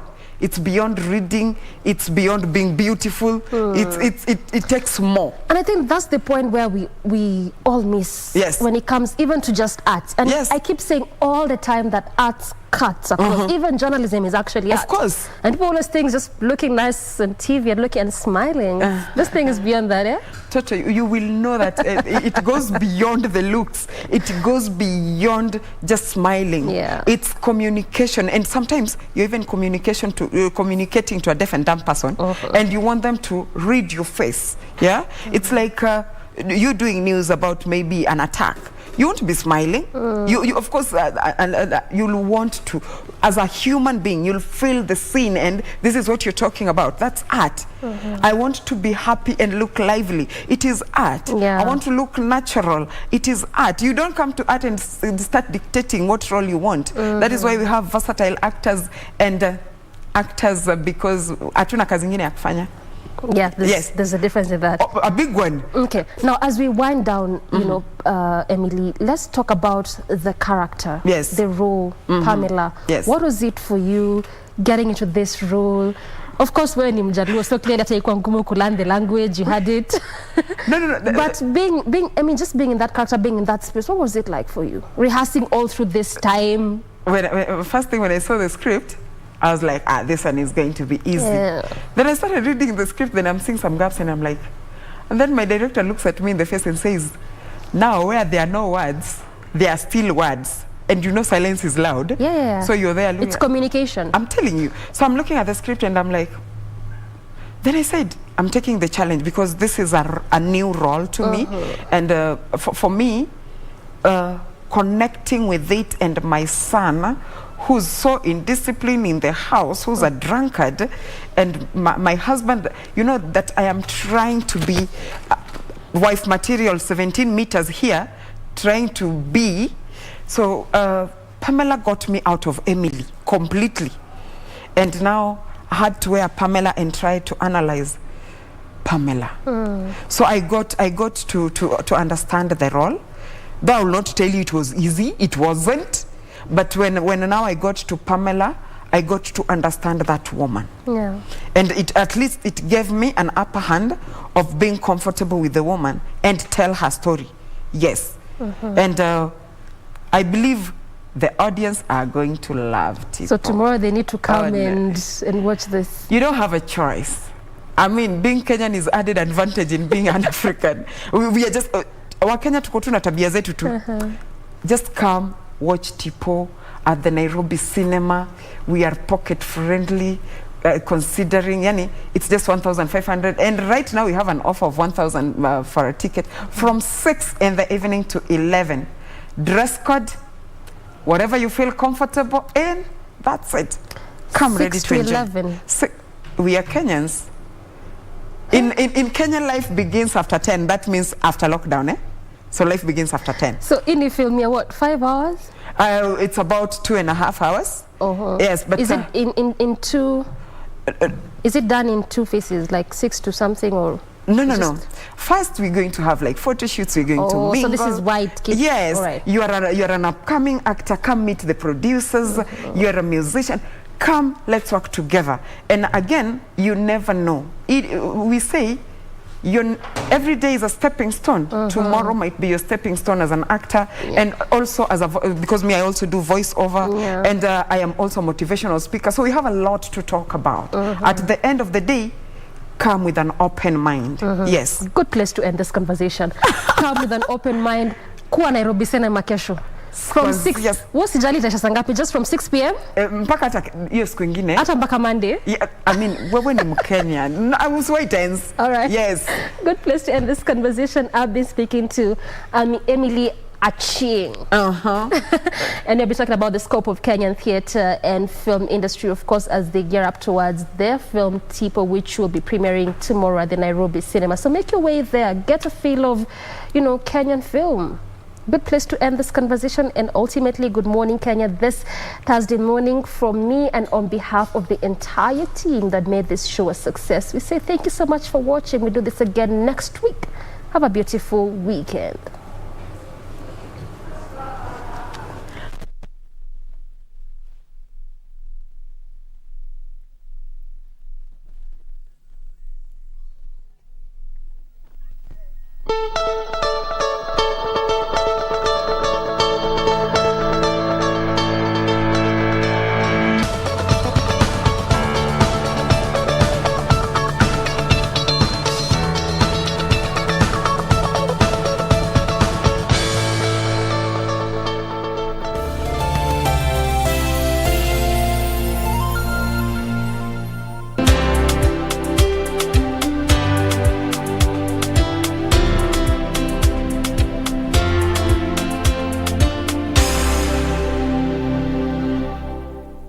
Narok County generates huge revenue from the world-famous Masai Mara National Reserve and the agricultural sector.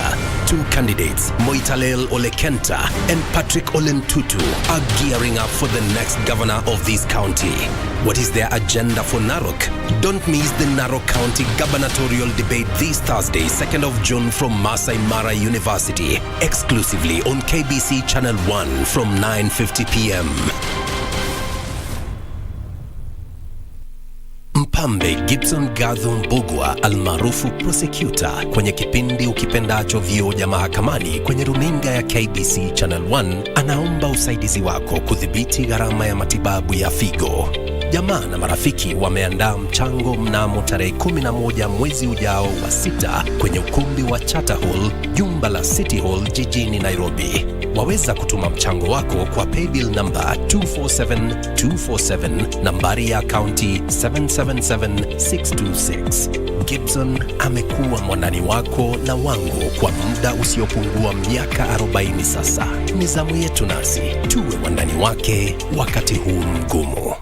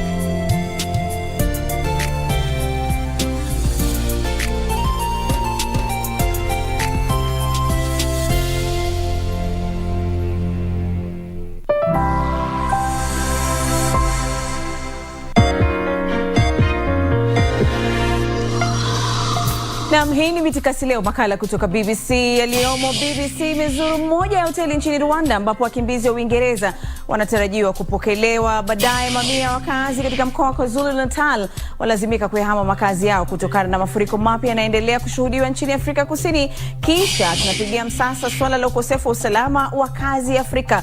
Moja kwa moja kutoka Nairobi, Kenya, twende kazi.